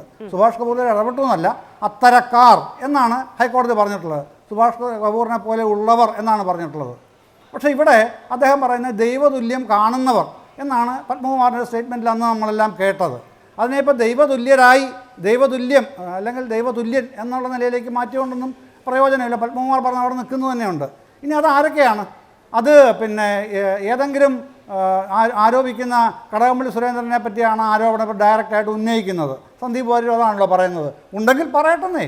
അത് അദ്ദേഹത്തിനെതിരെ എന്തെങ്കിലും പിന്നെ മൊഴികളോ തെളിവുകളോ ഉണ്ടെങ്കിൽ ഹാജരാക്കി അദ്ദേഹത്തിനെ പിന്നെ ഏതൊക്കെ തരത്തിലാണോ നിയമത്തിൻ്റെ മുമ്പിൽ കൊണ്ടുവരാൻ കഴിയുന്നത് ആ തരത്തിൽ കൊണ്ടുവരിക തന്നെ ചെയ്യണം അവർ. അതെന്തെങ്കിലും ആർക്കെങ്കിലും തർക്കമുണ്ടോ? ആർക്കെങ്കിലും അതിൽ നിന്ന് മറ പിടിക്കാൻ പറ്റുമോ? ഒന്നുമില്ലല്ലോ. ഇനി അതല്ല, ഇപ്പോൾ ഹൈക്കോടതിയുടെ കഴിഞ്ഞ ദിവസത്തെ വിധി നോക്കൂ, 4 പേജ് വിധി പുറത്ത് വന്നിട്ടുണ്ടല്ലോ. അതിലെന്താണ് ഒരു വാചകമില്ലേ മധു? പിന്നെ 2014 മുതൽ 2014 മുതൽ 2025 വരെയുള്ള കാലയളവിലെ വിവരങ്ങൾ അന്വേഷിക്കണം എന്ന് പറഞ്ഞാൽ 11 വർഷം. അവിടെ ഒരു പ്രത്യേകത വരുന്നുണ്ട്. അത് പിന്നെ പരോക്ഷമായി മഹേഷ് പണിക്കർ പറഞ്ഞൊരു വിഷയത്തിലേക്ക് വരുന്നുണ്ട്. എന്താണെന്നറിയാമോ? 2017 ഫെബ്രുവരിയിൽ നടന്ന കൊടിമരപ്രതിഷ്ഠ. 2017 ഫെബ്രുവരിയിൽ അന്ന് ദേവസ്വം ബോർഡ് പ്രസിഡന്റ് ആരാണെന്നുള്ളത് പിന്നെ ഓർമ്മിക്കണം, അല്ലെങ്കിൽ അന്വേഷിച്ചോളൂ. എൻ്റെയും ബഹുമാനപ്പെട്ട സ്നേഹിതനായിരുന്നു അദ്ദേഹം. ദൗർഭാഗ്യവശാൽ അദ്ദേഹം മരിച്ചുപോയി. കോൺഗ്രസ് നേതാവായിരുന്നു. അത് അദ്ദേഹം അഴിമതിക്കാരെന്ന ആക്ഷേപമൊന്നും എനിക്കില്ല, ഞാൻ അങ്ങനെ പറയുന്നുമില്ല. പക്ഷേ ഹൈക്കോടതി പറഞ്ഞിരിക്കുകയാണ് ഇന്നലെ ആ വിധിയിൽ അതുണ്ട്. 2014 മുതൽ 2025 വരെയുള്ള ഈ കാര്യങ്ങൾ അന്വേഷിക്കണം. ഒന്ന്. രണ്ടാമത്, ഈ അന്വേഷണം ശൈശവദശയിലാണ്, ഇൻഫൻസി സ്റ്റേജ് എന്ന് തന്നെ പറയുന്നു, ശൈശവദശയിലാണ്. അതുകൊണ്ട് ഇതിൻ്റെ ശാസ്ത്രീയ പരിശോധനകൾ, ഈ ദ്വാരപാലക പാളികളുടെ അടക്കം ഫോറൻസിക് പരിശോധനകൾക്ക് കൂടുതൽ സമയം വേണം എന്നൊരാവശ്യമാണ് ഈ അന്വേഷണ ഉദ്യോഗസ്ഥർ മുമ്പോട്ട് വെച്ചത്. അത് ശൈശവദശയിലാണെന്ന് പരിഗണിക്കുമ്പോൾ അത് കൊടുക്കേണ്ടതുണ്ട് എന്ന് കോടതി കാണുകയാണ്. അങ്ങ് പറഞ്ഞത് ശരിയാണ്. ഈ കാലയളവിനുള്ളിലുള്ള എല്ലാ കാര്യങ്ങളും പരിശോധിക്കണമെന്ന് കോടതി പറഞ്ഞു. കോടതി അങ്ങനെ പറയാനുള്ള പശ്ചാത്തലം ഒരുങ്ങുന്നത് എന്താണെന്ന് വെച്ചിട്ടുണ്ടെങ്കിൽ അവിടെ ഒന്നിനും കണക്കില്ല, ഒരു കാര്യത്തിനും കൃത്യമായ റിപ്പോർട്ടുകളില്ല, ഒരു കാര്യത്തെക്കുറിച്ചും വ്യക്തമായി ശാസ്ത്രീയമായി അഡ്രസ് ചെയ്തുള്ള രേഖകളില്ല തുടങ്ങിയ ബോധ്യങ്ങൾ കോടതിക്ക് ഇക്കാലയളവിൽ ഉണ്ടായതുകൊണ്ടാണ് ഇതിന്റെ ആദ്യത്തെ റിപ്പോർട്ടിൽ SIT അന്വേഷണം പ്രഖ്യാപിച്ചുകൊണ്ട് ദേവസ്വം ബെഞ്ച് പുറപ്പെടുവിച്ച ഉത്തരവിൽ പക്ഷേ പറയുന്നൊരു കാര്യം, അങ്ങ് സൗകര്യപൂർവ്വം മറന്നതാണോ എന്ന് എനിക്കറിയില്ല. സംശയാസ്പദമായ ഒരേ ഒരു കാര്യം എന്ന് പറയുന്നത് ഈ കാലയളവിൽ 2019 നടന്ന ഈ ഗോൾഡ് ഈ സ്വർണം പൂശൽ മാത്രമാണ് എന്നുള്ളത്. അതായത് സന്നിധാനത്ത് നിന്ന് പുറത്തേക്ക് കൊണ്ടുപോയി നടന്ന സ്വർണം പൂശൽ മാത്രമാണ് സംശയാസ്പദമായി ഇക്കാലയളവിൽ നടന്ന ഒരേ ഒരു കാര്യം എന്നതുകൂടി പറഞ്ഞു വെച്ചതും ഇതേ ബെഞ്ചാണ്. ഞാനൊന്ന് ഓർമ്മിപ്പിച്ചു എന്നേ ഉള്ളൂ. ശ്രീ പിന്റു മഹാദേവ്, ഇപ്പോൾ ED അന്വേഷണവുമായി ബന്ധപ്പെട്ട ഒരു കാര്യം വന്നപ്പോൾ ശരിയാണ്, ആദ്യം കോടതി നിരസിച്ചു, ഹൈക്കോടതി പിന്നീട് FIR കളക്ട് ചെയ്തോളാൻ പറഞ്ഞു. സർക്കാർ അതിനെ നിരസിക്കുകയാണ് ഉണ്ടാകുന്നത്. ED അന്വേഷണം വരികയാണെങ്കിൽ സംഭവിക്കുന്ന കാര്യങ്ങൾ എന്ന് പറയുന്നത് അറസ്റ്റ് വീണ്ടും രേഖപ്പെടുത്തപ്പെടും. ED അറസ്റ്റ് ചെയ്തിട്ടുണ്ടെങ്കിൽ പിന്നെ വെളിയിൽ വരുന്നത് എപ്പോഴാണ് എന്നുള്ളത് ദൗർഭാഗ്യകരമായ ഒരു വശം അതിനുണ്ട്. എന്നിരുന്നാൽ പോലും ഈ കസ്റ്റഡി കാലാവധി അത് അനന്തമായി നീളുന്നൊരു സാഹചര്യം ഉണ്ടാകും. സ്വത്ത് കണ്ടുകെട്ടലടക്കമുള്ള സാധാരണഗതിയിൽ പട്ടികയിൽ വരുന്നവർക്ക് അംഗീകരിക്കാനോ ചിന്തിക്കാനോ പോലും കഴിയാത്ത പ്രത്യാഘാതമുണ്ടാകുന്ന നടപടികൾ ഉണ്ടാകും. ED അന്വേഷണം ഉണ്ടാകുന്ന സാഹചര്യം നിലവിലുണ്ടായിരിക്കുന്നു. നിസ്സടക്കം രജിസ്റ്റർ ചെയ്യപ്പെടുന്ന സാഹചര്യം ഉണ്ടാകുന്നു. സർക്കാർ അത് എന്തിനു വേണ്ടിയാണ് എതിർക്കുന്നത്? അല്ല, ഇതിൻ്റെ ഈ ശബരിമല സ്വർണ്ണക്കൊള്ളയുമായി ബന്ധപ്പെട്ട് തുടക്കം മുതൽ തന്നെ ഈ അന്വേഷണത്തെ അട്ടിമറിക്കാൻ വേണ്ടിയിട്ടുള്ള ആസൂത്രിതമായിട്ടുള്ള ശ്രമമാണ് സർക്കാർ നടക്കുന്നത്. കോടതി ഇതിനകത്ത് കൃത്യമായിട്ടുള്ള ഇടപെടൽ നടത്തുന്നു. ഒരുപക്ഷെ കോടതിയുടെ ചരിത്രത്തിൽ തന്നെ അസാധാരണമായിട്ടുള്ള പല പദപ്രയോഗങ്ങളും കോടതി നടത്തുന്നുണ്ട്. ഇതിനകത്ത് അന്വേഷണത്തിൻ്റെ 1ാം ഘട്ടവും 2ാം ഘട്ടം അന്വേഷിക്കുമ്പോൾ കോടതിക്ക് കൃത്യമായി ബോധ്യമായി പിണറായി വിജയൻ്റെ ഈ സർക്കാർ ഉദ്യോഗസ്ഥന്മാരാണ്. SI അന്വേഷണത്തിൽ ഉദ്യോഗസ്ഥന്മാരെ കുറിച്ചൊന്നും നമ്മൾ മോശക്കാരായ ആളുകളൊന്നുമല്ല. ഇപ്പോൾ ADGP വെങ്കിടേഷൊക്കെ വളരെയധികം അദ്ദേഹത്തിൻ്റെ പ്രൊഫൈൽ നോക്കുന്ന സമയത്ത് തന്നെ നല്ല അന്വേഷണ ഉദ്യോഗസ്ഥനാണ്. പക്ഷേ പിണറായി വിജയൻ സർക്കാരിൻ്റെ കൃത്യമായിട്ടുള്ള സമ്മർദ്ദം അന്വേഷണ ഉദ്യോഗസ്ഥന്മാരിലുണ്ട്. സ്വാഭാവികമായിട്ട് അത് മാത്രമല്ല, ഈ പത്മകുമാർ എന്ന് പറയുന്ന വ്യക്തിയുടെ മകൻ കേരളത്തിലൊരു റേഞ്ച് DIG കൂടിയാണ്, നിങ്ങൾ മനസ്സിലാക്കണം. അങ്ങനെയുള്ളൊരു പ്രത്യേക സാഹചര്യം കൂടി അന്വേഷണത്തിനുണ്ട്. അതുകൊണ്ടാണ് കൃത്യമായിട്ടുള്ള കോടതിയുടെ ഇടപെടൽ ED അന്വേഷണം അടക്കം ഉണ്ടാകണമെന്നുള്ള കാര്യത്തിൽ വ്യക്തത വരുന്നത്. കേരളത്തിലെ വിശ്വാസി സമൂഹത്തിന് ഇതിനകത്ത് കൃത്യമായിട്ട് ഇതിനകത്ത് കാര്യങ്ങൾ പുറത്തേക്ക് കൊണ്ടുവരണമെന്നും നേരത്തെ പത്മകുമാർ തന്നെ സൂചിപ്പിച്ചല്ലോ. അദ്ദേഹം നേരത്തെ ഈ വാക്കുകളിലും വരികൾക്കും ഇടയിലൂടെയാണ് ഇടത് സഹായത്തിന് പിടിക്കുന്നത്. അദ്ദേഹം പറയുന്നത് ദൈവതുല്യർ എന്നാണ് പറഞ്ഞത്. അതിനൊന്നും അപ്പുറത്തല്ല. നമുക്കറിയാം പത്മകുമാറിനെ സംബന്ധിച്ചിടത്തോളം 2 ദൈവതുല്യരായ ആളുകൾ മാത്രമേ ഉള്ളൂ. ഒന്ന് അദ്ദേഹത്തിൻ്റെ സന്തത സഹചാരിയായിട്ടുള്ള കടകംപള്ളി സുരേന്ദ്രൻ, അദ്ദേഹം ഉപദേവനാണ്. അതിന് മുകളിലുള്ള ഒരു ദേവനായിട്ട് ഒരു പക്ഷേ പത്മകുമാർ കാണുന്നത് പിണറായി വിജയനാണ്. അപ്പോൾ അതുകൊണ്ട് ഈ അന്വേഷണത്തിന് ഞങ്ങൾ തുടക്കത്തിൽ തന്നെ പറഞ്ഞു, ഇത് മുഖ്യമന്ത്രിയുടെ ഓഫീസിലേക്ക് എത്തുന്ന രീതിയിലേക്കാണ് ഈ ശബരിമല കൊള്ളയുടെ അന്വേഷണം മുന്നോട്ട് പോകുന്നത്. ഒരുപക്ഷെ കേരളത്തിന്റെ ചരിത്രത്തിൽ തന്നെ ഏറ്റവും വലിയ ക്ഷേത്രക്കൊള്ള നേരിട്ട് നടത്തിയത് ടിപ്പു സുൽത്താനാണ്. ആ ടിപ്പു സുൽത്താനെ പോലും നാണം കെടുത്തുന്ന രീതിയിൽ അനുചരന്മാരെ വൃദ്ധന്മാരെ കൊണ്ട് ദേവസ്വം മന്ത്രിയും പിണറായി സർക്കാരും കൃത്യമായിട്ട് ശബരിമലയെ കൊള്ളയടിക്കുകയാണ്. അതുകൊണ്ട് ഇതിനകത്ത് സുതാര്യമായ ഒരു അന്വേഷണം നടത്തണം. ഈ വിശ്വാസി സമൂഹത്തിന് സത്യം പുറത്തേക്ക് കൊണ്ടുവരണം. അതുകൊണ്ട് സമഗ്രമായ അന്വേഷണത്തിന് പോകും വിധി ED മാത്രമാണെന്നുള്ള ബോധ്യം കോടതിക്കുള്ളത് കൊണ്ടാണ്, അല്ലെങ്കിൽ CBI മാത്രമാണെന്നുള്ള ബോധ്യം കോടതിക്കുള്ളത് കൊണ്ടാണ് ഇത്തരത്തിലുള്ള അന്വേഷണത്തിന് കോടതി തുടക്കത്തിൽ നിരസിച്ചെങ്കിലും 2ാമത്തെ അവസരത്തിൽ കോടതിക്ക് ബോധ്യപ്പെട്ടിട്ടുണ്ട്. അതുകൊണ്ടാണ് കോടതി എന്നൊരു കോടതിയെ സംബന്ധിച്ചിടത്തോളം കോടതിക്ക് ഇത് പറയാനും അതിനകത്തുള്ള തെളിവുകൾ കൃത്യമായിട്ട് ശേഖരിച്ച അടിസ്ഥാനത്തിൽ വിധി പറയാൻ സാധിക്കുള്ളൂ. ഇത് നടത്തുന്ന അന്വേഷണ ഉദ്യോഗസ്ഥന്മാരുടെ ക്രെഡിബിലിറ്റിയും അവർ അനുഭവിക്കുന്ന മാനസിക സമ്മർദ്ദം എല്ലാം കൂടി പരിഗണിച്ചിട്ടാണ് കോടതി ഇത്തരത്തിലുള്ള ഇന്നലെ കോടതി വൻ തോക്കുകൾ എന്നൊരു പരാമർശം നടത്തി. അത് കോൺഗ്രസ് ഏറ്റുപിടിക്കുന്നുണ്ട്, അത് BJP ഏറ്റുപിടിക്കുന്നുണ്ട്, ശരി. പക്ഷെ ഇതാ നോക്കൂ, N വാസു അറസ്റ്റിലാകുന്നു, റിമാൻഡിലാകുന്നു. പത്മകുമാർ അറസ്റ്റിലാകുന്നു, റിമാൻഡിലാകുന്നു. ഇതൊക്കെ CPM-നെ വളരെ ഡയറക്റ്റായി ചെന്ന് തൊടുന്ന അറസ്റ്റുകൾ തന്നെയായിരുന്നു. ആ ഘട്ടത്തിലൊന്നും SITയുടെ അന്വേഷണത്തിലോ SITയുടെ തീരുമാനത്തിലോ SITയുടെ ആത്മധൈര്യത്തിലോ ആർക്കും സംശയമുണ്ടായിരുന്നില്ലല്ലോ. എന്തുകൊണ്ടാണ് ഇപ്പോൾ കടകംപള്ളി സുരേന്ദ്രൻ എന്ന് പറയുന്ന ആൾ പ്രതി ചേർക്കപ്പെട്ടിട്ടില്ല? ഇതുവരെ ഒരു മൊഴിയും എതിരെ ഉണ്ടായതായി നമുക്ക് വിവരമില്ല. എന്തുകൊണ്ടാണ് കടകംപള്ളിയുടെ പേര് വരുമ്പോൾ മാത്രം SITയുടെ ഇപ്പോൾ കടകംപള്ളിയുടെ പേര് വരുന്നോ, കടകംപള്ളിയെ നാളെ പ്രതി ചേർക്കുന്നോ, മുഖ്യമന്ത്രിക്കെതിരെ ഇതൊക്കെ അതിൻ്റെ തുടർച്ചയിൽ ഉണ്ടാവുകയോ ഉണ്ടാകാതിരിക്കുകയോ ചെയ്യുന്ന കാര്യങ്ങളാണ്. അതിനെക്കുറിച്ചല്ല ഞാൻ പറയുന്നത്. എന്തുകൊണ്ടാണ് കടകംപള്ളിക്കെതിരെ ഒരു ആരോപണം ഉന്നയിക്കാനുള്ള രാഷ്ട്രീയ സാധ്യത മുന്നിൽ കാണുമ്പോൾ SITയുടെ വിശ്വാസ്യതയെ കൂടി ചോദ്യം ചെയ്യുന്നത്? അല്ല, ഇതിനകത്ത് SITയുടെ വിശ്വാസ്യത എന്നുള്ളതല്ല. SITയെ സംബന്ധിച്ചിടത്തോളം അതിൻ്റെ അന്വേഷണം പ്രാഥമിക ഘട്ടത്തിൽ വളരെ സത്യസന്ധമായി അവർ പൂർത്തീകരിച്ചല്ലോ. ആ പൂർത്തീകരിച്ച നടപടിക്രമങ്ങളുടെ ഭാഗമായിട്ടാണ് കോടതിക്ക് ഇത്തരത്തിലുള്ള ചില പരാമർശങ്ങൾ നടത്തേണ്ടി വരുന്നത്. അതുകൊണ്ട് SIT എന്ന് പറയുന്നത് പിണറായി വിജയൻ്റെ ശമ്പളം പറ്റുന്ന പോലീസ് ഉദ്യോഗസ്ഥന്മാരാണ്. അതുകൊണ്ട് സ്വാഭാവികമായിട്ട് അവർക്ക് പല സമ്മർദ്ദങ്ങളുണ്ടാകാം. നോക്കൂ, ആ തുടക്കത്തിൽ തന്നെ നോക്കൂ, ഉദ്യോഗസ്ഥന്മാരെ ബലിയാടാക്കിക്കൊണ്ട് ഒരു പോറ്റിയെ അല്ലെങ്കിൽ ദേവസ്വം ഉദ്യോഗസ്ഥന്മാരെ ബലിയാടിക്കൊണ്ടുള്ള ഒരു സമ്മർദ്ദ തന്ത്രം എന്ന രീതിയിലുള്ള അന്വേഷണമാണ് മുന്നോട്ട് പോയത്. പക്ഷേ ഇതിൻ്റെ നിജസ്ഥിതി പുറത്തേക്ക് വരുമ്പോഴാണ് നമുക്കറിയാം വാസു അറസ്റ്റിലാകുന്നു. ഒരുപക്ഷെ ദേവസ്വം ബോർഡിൻ്റെ ചരിത്രം 76 വർഷത്തെ ചരിത്രത്തിൽ തന്നെ 2 ദേവസ്വം ബോർഡ് പ്രസിഡന്റുമാർ ജയിലിനകത്താണ്. അപ്പം നമ്മൾ മനസ്സിലാക്കണം, പത്മകുമാർ എന്ന് പറയുന്നത് കേവലം ഒരു പരൽമീനല്ല, ഒരു വമ്പൻ സ്രാവാണ്. സ്വാഭാവികമായിട്ട് അദ്ദേഹത്തിന് മുകളിലുള്ള ഈ ദൈവതുല്യർ ആരാണെന്ന് കൃത്യമായി കണ്ടെത്താൻ കേന്ദ്ര ഏജൻസികൾക്കേ സാധിക്കുള്ളൂ. ഈ സംസ്ഥാന സർക്കാർ ഭരിക്കുന്ന സമയത്ത് മുൻ ദേവസ്വം പ്രസിഡന്റായിട്ടുള്ള ദേവസ്വം മന്ത്രിയായിട്ടുള്ള കടകംപള്ളി സുരേന്ദ്രനെതിരെ ഏതെങ്കിലും തരത്തിൽ മുന്നോട്ട് പോകുമെന്ന് ഇവിടെ അരിയാഹാരം കഴിക്കുന്ന ആർക്കെങ്കിലും വിശ്വസിക്കാൻ സാധിക്കുമോ? അതുകൊണ്ട് ഇതിനകത്ത് കൃത്യമായിട്ടുള്ളൊരു ഇടപെടൽ നടന്നുകൊണ്ട് ഇതിന്റെ അന്വേഷണത്തെ സത്യസന്ധത മുന്നോട്ട് വരണമെങ്കിൽ കേന്ദ്ര ഏജൻസികൾ വരണം. അല്ലാതെ SIT നല്ല ഉദ്യോഗസ്ഥന്മാരുടെ ഏറ്റവും കർശനമായ നിർദ്ദേശങ്ങളുടെ അടിസ്ഥാനത്തിൽ നടക്കുന്ന അന്വേഷണമാണ്. പിണറായി വിജയൻ ഭരിക്കുന്ന സർക്കാർ ഉള്ളപ്പോൾ ഹൈക്കോടതി നിർജീവമാണ്, ഹൈക്കോടതിക്ക് അന്വേഷണവുമായി മുന്നോട്ട് പോകാൻ കഴിയില്ല എന്നാണോ BJP വിചാരിക്കുന്നത്? അങ്ങനെയല്ല മാധു, അങ്ങനെ അതിനെ ഡൈവേർട്ട് ചെയ്യരുത്. ഈ അന്വേഷണ ഉദ്യോഗസ്ഥന്മാർ ആരാണ്, നിങ്ങൾ അത് മനസ്സിലാക്കണം. അന്വേഷണ ഉദ്യോഗസ്ഥന്മാർ ആരാണ്? പിണറായി വിജയൻ ആഭ്യന്തരമന്ത്രി ആയിരിക്കുന്ന സമയത്ത് അദ്ദേഹത്തിന്റെ കീഴുദ്യോഗസ്ഥന്മാരാണ്. അങ്ങനെയുള്ള ആളുകളിൽ നിന്ന് കൃത്യമായിട്ട് പല സമ്മർദ്ദങ്ങൾ ഉണ്ടാകാം, പല മൊഴികളും മാറ്റിയെടുക്കാം. ഈ നേരത്തെ നമ്മൾ പറയുന്ന സ്വർണ്ണക്കടത്ത് കേസിനകത്ത് ഈ ശിവശങ്കരനെ കുടുക്കിക്കൊണ്ട് വൻ സ്രാവുകൾ രക്ഷപ്പെട്ട സ്ഥിതിയൊക്കെ നമ്മൾ കേരളത്തിലെ ജനങ്ങൾക്ക് അറിയാമല്ലോ. അത് നോക്കണം, വൻ പ്രമാദമായിട്ടുള്ള മുഖ്യമന്ത്രിയുടെ ഓഫീസ് കേന്ദ്രീകരിച്ച് നടന്ന സ്വർണ്ണക്കൊള്ളയെ പോലും ഒരു സിവിൽ സർവീസ് ഉദ്യോഗസ്ഥനെ ബലിയാടാക്കിക്കൊണ്ട് രക്ഷപ്പെട്ട സർക്കാരാണിത്.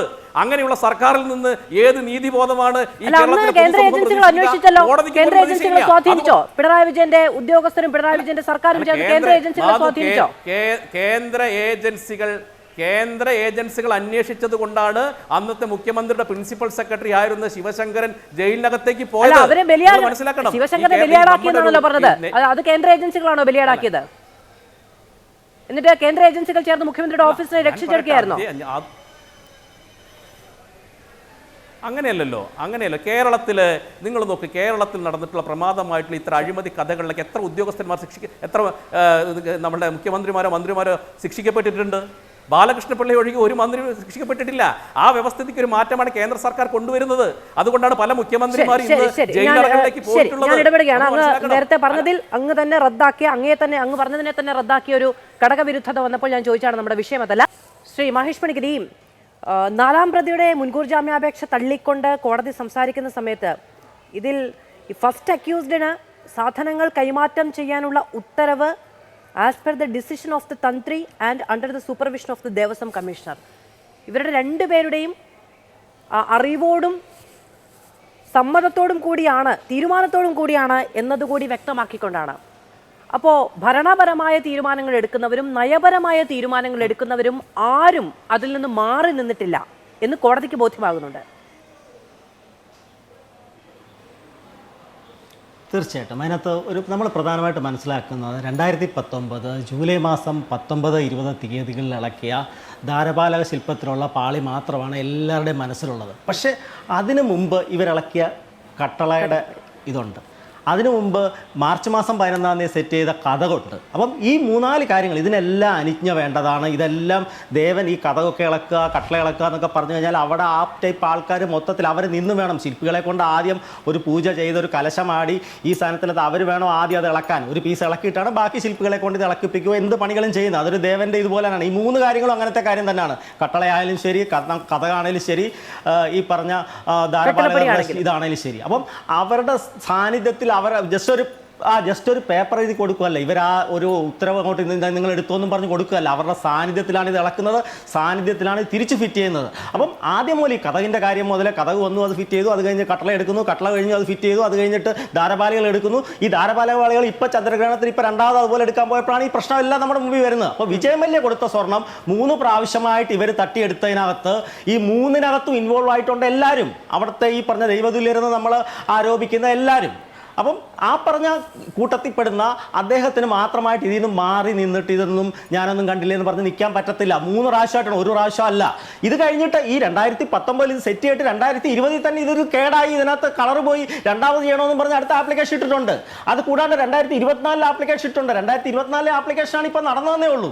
അപ്പം ഇത് വളരെ ഗുരുതരം. വിജയമല്യയുടെ കേസ് മാത്രം. പക്ഷേ ബഹുമാനപ്പെട്ട ഹൈക്കോടതി ഇതിൻ്റെ വ്യാപ്തി മനസ്സിലാക്കി, ഈ ദൈവതുല്യർക്ക് ഇതിനെ പങ്ക് മനസ്സിലാക്കി, ഇതിനകത്തേക്ക് വന്നിരിക്കുന്ന വലിയ കോടിക്കണക്കിന് രൂപയുടെ, കോടാനുകോടി രൂപയുടെ വ്യാപ്തി അത് മനസ്സിലാക്കിയിട്ടാണ് അത് ഇ ഡി ഒക്കെ വന്നിരിക്കുന്നത്. ഇ ഡി വെറും 10-15 അന്നത്തെ കാലത്തെ സ്വർണ്ണത്തിന്റെ വില 20 ലക്ഷം 25 ലക്ഷം രൂപ കാണുമെന്ന് 1 കിലോ 2 കിലോ ഉണ്ടെങ്കിൽ. അപ്പം ആ 25 ലക്ഷം രൂപയ്ക്ക് വേണ്ടി ഇ ഡി ഇവിടെ വന്ന് ഇത്രയും ഇതിനകത്ത് ചെയ്യത്തില്ല. അപ്പം അത്രമാത്രം ധനമുള്ള വ്യാപ്തി മനസ്സിലാക്കിയിട്ടാണ് ഇവർ ബാക്കിലേക്ക്, ഇപ്പോഴത്തെ അദ്ദേഹം സൂചിപ്പിച്ച പോലെ 2014 വരെ അന്വേഷിക്കാൻ പറഞ്ഞിരിക്കുന്നത്. എന്താ 2014 കേസ്? അവിടെയാണ് ഈ കൊടിമരം, മണി, വാജിവാഹനം, അഷ്ടദിക്പാലകര് തുടർന്നുള്ള കൊള്ളയെല്ലാം അവിടെയാണ് കിടക്കുന്നത്. അത് വേറൊരു ഗവൺമെന്റിന്റെ കാലത്തുള്ള സാധനം, വേറൊരു ബോർഡിന്റെ കാലത്തുള്ള, പല ബോർഡുകളുടെ കാലത്തുള്ള സാധനമാണ്. അതിലെ കൂടി അന്വേഷണം നീണ്ടിരിക്കുന്നു. നമ്മൾ തുടങ്ങിയത് ധാരപാലകരുടെ പുറത്തുള്ള പാളികളിൽ നിന്ന് മാത്രമാണെങ്കിൽ അതിന്റെ മേളിലേക്ക് കട്ടളയിലേക്കും, അതിന്റെ മേളിലേക്ക് കഥകിലേക്കും, അതിന്റെ മേളിലേക്ക് ഇപ്പം കൊടിമരത്തിന്റെ കേസുകളിലേക്കും അങ്ങനത്തെ കാര്യങ്ങളിലേക്ക് ഇത് വളർന്നിരിക്കുന്നു. ധർമ്മശാസ്താവിന്റെ ധർമ്മം ഇവിടെ ശാസിക്കപ്പെടുകയാണ്. അതിനുള്ള ഉത്തമ ഉദാഹരണമാണ് ഈ വക കാര്യങ്ങളിലേക്ക് അന്വേഷണം പോകുന്നത്.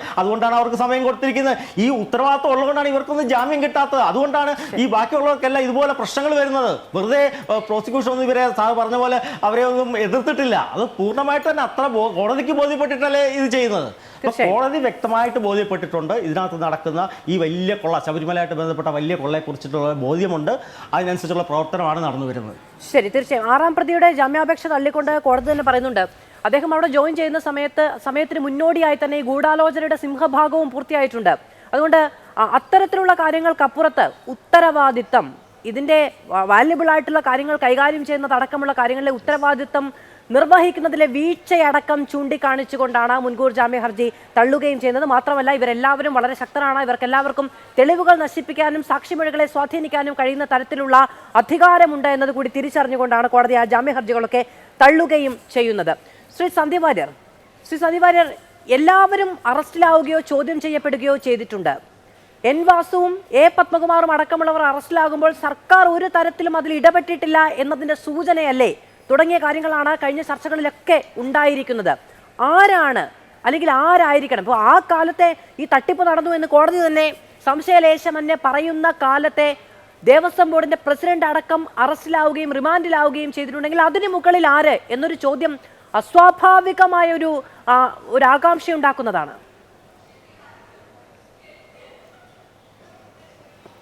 അല്ല, തീർച്ചയായിട്ടും ആ ആകാംക്ഷ, ആ ആശങ്ക ഈ രാജ്യത്തെ കോടിക്കണക്കിന് അയ്യപ്പ വിശ്വാസികളുടെ ആശങ്കയാണ്, അവരുടെ ആകാംക്ഷയാണ്.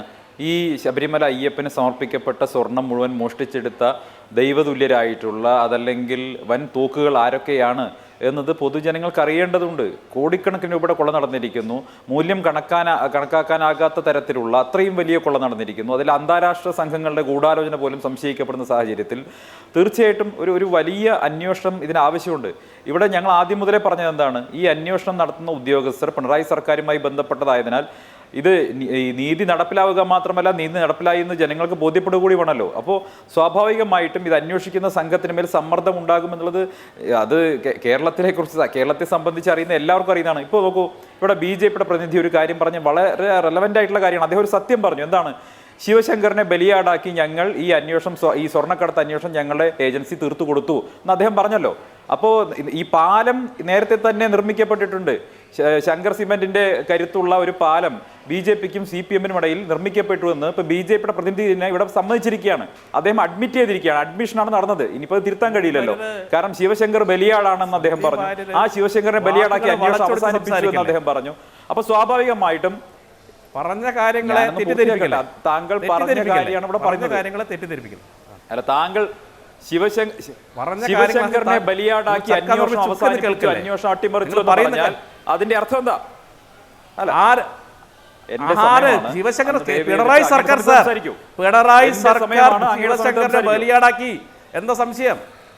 അല്ല, അപ്പൊ അങ്ങ് എന്റെ വാക്ക് പറയുമ്പോൾ ഞാൻ ഇടപെടും. അങ്ങനെയാ നിങ്ങൾ എന്റെ വാക്ക്, ഞാൻ പറയാത്ത കാര്യം നിങ്ങൾ പറഞ്ഞുകൊണ്ട് ഞാൻ ഇടപെടില്ല. ഞാൻ പൂർത്തി ശ്രീ പ്രിൻറ്റു മഹാദേവൻ, ഞാൻ അങ്ങനെയൊക്കെ വരാം. അവസരമല്ലേ അദ്ദേഹം പറയട്ടെ. അല്ല, അങ്ങനല്ല, ഞാൻ പറഞ്ഞ കാര്യം ശിവശങ്കറിനെ ബലിയാടാക്കി പിണറായി സർക്കാർ കൈയൂരിയത് എന്നുള്ളതാണ് ഞാൻ പറഞ്ഞത്. അല്ലാതെ അന്വേഷണ ഏജൻസികൾ പിണറായി സർക്കാരിനെ നാക്കുന്നത് ഞാൻ പറഞ്ഞു. അല്ല, ഇപ്പൊ പറഞ്ഞ വാചകം ഇനി മാറ്റില്ലല്ലോ. ഇപ്പൊ പറഞ്ഞ വാചകം ഇനി മാറ്റുമോ? ഈ വാചകത്തിന് അങ്ങനെ മാറുമോ? ഇത് ഫൈനലാണല്ലോ, ഇനി മാറ്റമില്ലല്ലോ. അല്ല, അദ്ദേഹം പറയട്ടെ. ഇപ്പൊ പറഞ്ഞ വാചകത്തിന് മാറില്ല, മാറ്റമില്ലെന്ന് അദ്ദേഹം പറയട്ടെ. ശ്രീ പ്രിൻറ്റു മഹാദേവ്. അല്ല, സന്ദീപ് വാര്യരെ, ഞാൻ പറഞ്ഞ കാര്യത്തിനകത്ത് ഒരു മാറ്റവുമില്ല. ശിവശങ്കറിനെ ബലിയാടാക്കി ലാസ്റ്റ് പറഞ്ഞ കാര്യമുണ്ടല്ലോ, സർക്കാരാണെന്നുള്ള കാര്യത്തിൽ അതെന്താ സംശയം? അതെന്താ സംശയം? അത് മതി, അത്ര ശരി. ഇപ്പൊ അദ്ദേഹം ഇവിടെ വായിച്ചത് എന്താ? ശരി മതി, ഇനി ഞാൻ പറഞ്ഞു, എന്റെ സമയമാണല്ലോ. അദ്ദേഹം പറഞ്ഞതാ ഞാൻ ആവർത്തിക്കുന്നത്. ശിവശങ്കരനെ ബലിയാടാക്കി, അതിന്റെ അർത്ഥം എന്താ? ശിവശങ്കരൻ നിരപരാധിയാണ്, ശിവശങ്കരനെ ബലിയാടാക്കി പിണറായി സർക്കാർ തലയൂരി എന്ന് അദ്ദേഹം പറയുന്നു. ഒന്നുകിൽ അദ്ദേഹം ഇപ്പോൾ അഡ്മിഷൻ ചെയ്തെന്താ? നരേന്ദ്രമോദി സർക്കാരിന്റെ ഏജൻസികളുടെ കഴിവുകേട്, കേന്ദ്ര സർക്കാരിന്റെ കഴിവുകേട് BJP പ്രതിനിധി ലൈവ് ചർച്ചയിൽ വന്ന് അഡ്മിറ്റ് ചെയ്തിരിക്കുന്നു. ഇപ്പൊ പറഞ്ഞ് 1 മിനിറ്റ് ആയിട്ടല്ലേ ഉള്ളൂ. അദ്ദേഹം പറഞ്ഞു തീർത്ത് 1 മിനിറ്റ് ആയിട്ടേ ഉള്ളൂ. 1 മിനിറ്റ് കൊണ്ട് അദ്ദേഹം സമ്മതിച്ചു. BJPയുടെ കേന്ദ്ര ഏജൻസികൾ ഫെയിലറായി, അന്വേഷണത്തിൽ പരാജയപ്പെട്ടു, പിണറായി സർക്കാർ രക്ഷപ്പെട്ടു. അപ്പൊ പിണറായി സർക്കാർ രക്ഷപ്പെട്ടെങ്കിൽ അത് ആരുടെ കഴിവുകേടാണ്? കേന്ദ്ര ഏജൻസികളുടെ കഴിവുകൾ. ആരാണ് വിഡിത്തരം പറഞ്ഞത്? നിങ്ങൾ വിഡിത്തരം പറഞ്ഞ് നാവ് ഉള്ളിലേക്ക് ഇട്ടതേ ഉള്ളൂ. ഞാൻ സ്വർണ്ണക്കടത്തുമായി ബന്ധപ്പെട്ടുകൊണ്ട് കേരളത്തിലെ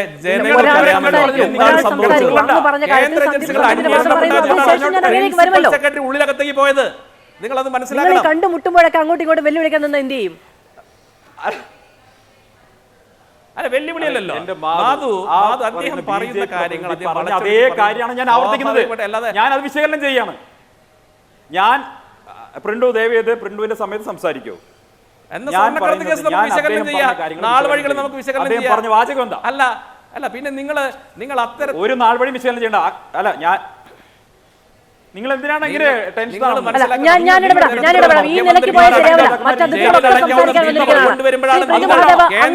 അങ്ങ് പറഞ്ഞതാണ്. ഞാനതിൽ ചോദ്യങ്ങൾ ചോദിച്ചതാണ്. അദ്ദേഹത്തിന്റെ അവസരത്തിൽ അങ്ങയുടെ അവസരത്തിൽ അങ്ങേക്ക് നിഷേധിക്കാം. അതാണ് ചർച്ചയുടെ രീതി. അല്ലാതെ നിങ്ങൾ രണ്ടുപേരും അങ്ങോട്ടും ഇങ്ങോട്ടും വെല്ലുവിളിച്ച് മുന്നോട്ട് പോയി പാർലമെന്റിൽ കൊണ്ടുവരുമ്പോൾ എതിർക്കുന്നത് നിങ്ങളാണ്. ശ്രീ സന്ദീപ് പൂർത്തീകരിക്കും. മാധു, എന്തൊക്കെയാ ഇദ്ദേഹം പറയുന്നത്? അദ്ദേഹം ഒരു വിഡ്ഢിത്തരം പറഞ്ഞു, ഞാനത് എക്സ്പോസ് ചെയ്തു. മണ്ടത്തരം മനസ്സിലായപ്പോ ഇപ്പൊ കിടന്ന് ഉരുളാണ്. എന്നെ പറയാൻ സമ്മതിക്കൂ? ഞാൻ മുഴുവനാക്കിക്കോട്ടെ. ബി ജെ പിയുടെ പ്രതിനിധി പറഞ്ഞു ശിവശങ്കറിനെ ബലിയാടാക്കി പിണറായി സർക്കാർ രക്ഷപ്പെട്ടു എന്ന്. അങ്ങനെയാണെങ്കിൽ അത് ബി ജെ പിയുടെ കേന്ദ്ര സർക്കാരിന്റെ ഏജൻസികളുടെ കഴിവുകേടല്ലേ? ഇത്ര കഴിവുകെട്ട ഈ സർക്കാരിനെതിരെ എല്ലാ തെളിവും ഉണ്ടായിട്ടും പിടിക്കാൻ കഴിയാതെ പോയ നാണം കെട്ട ഏജൻസികളാണ്, കേന്ദ്ര ഏജൻസികളാണ് ഞങ്ങളുടെ കീഴിലുള്ളത്. ഞങ്ങളുടെ സർക്കാരിന് കഴിവില്ല, ഞങ്ങളുടെ സർക്കാർ കഴിവുകെട്ടതാണെന്ന് ബി ജെ പിയുടെ വേറൊരു വിഷയമാണ്. നിങ്ങൾ രണ്ടുപേരും ഈ പറയുന്ന രാഷ്ട്രീയ വൈരം തീർക്കാൻ ഈ ചർച്ചയുടെ കണ്ടംപററി ഇഷ്യൂ ആണ് വേണോ? അല്ല മാധു, കണ്ടംപററി ഇഷ്യൂ ആണ് അദ്ദേഹം പറഞ്ഞത്. അങ്ങനെയാണെങ്കിൽ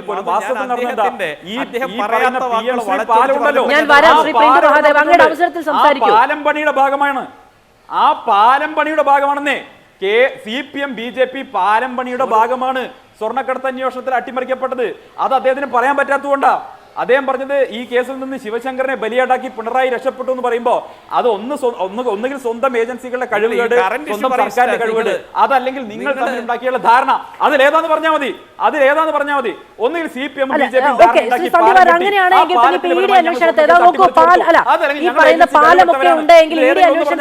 സംസ്ഥാന സർക്കാർ എതിർക്കുന്നത്? ശബരിമല സ്വർണ്ണക്കൊള്ള കേസിൽ എന്തിനാണ് സർക്കാർ ED അന്വേഷണത്തെ എതിർക്കുന്നത്? പാലമുണ്ടെങ്കിൽ സേഫ് അല്ലേ? ഹൈക്കോടതിയുടെ മേൽനോട്ടത്തിൽ അന്വേഷണം നടക്കുന്നുണ്ട്.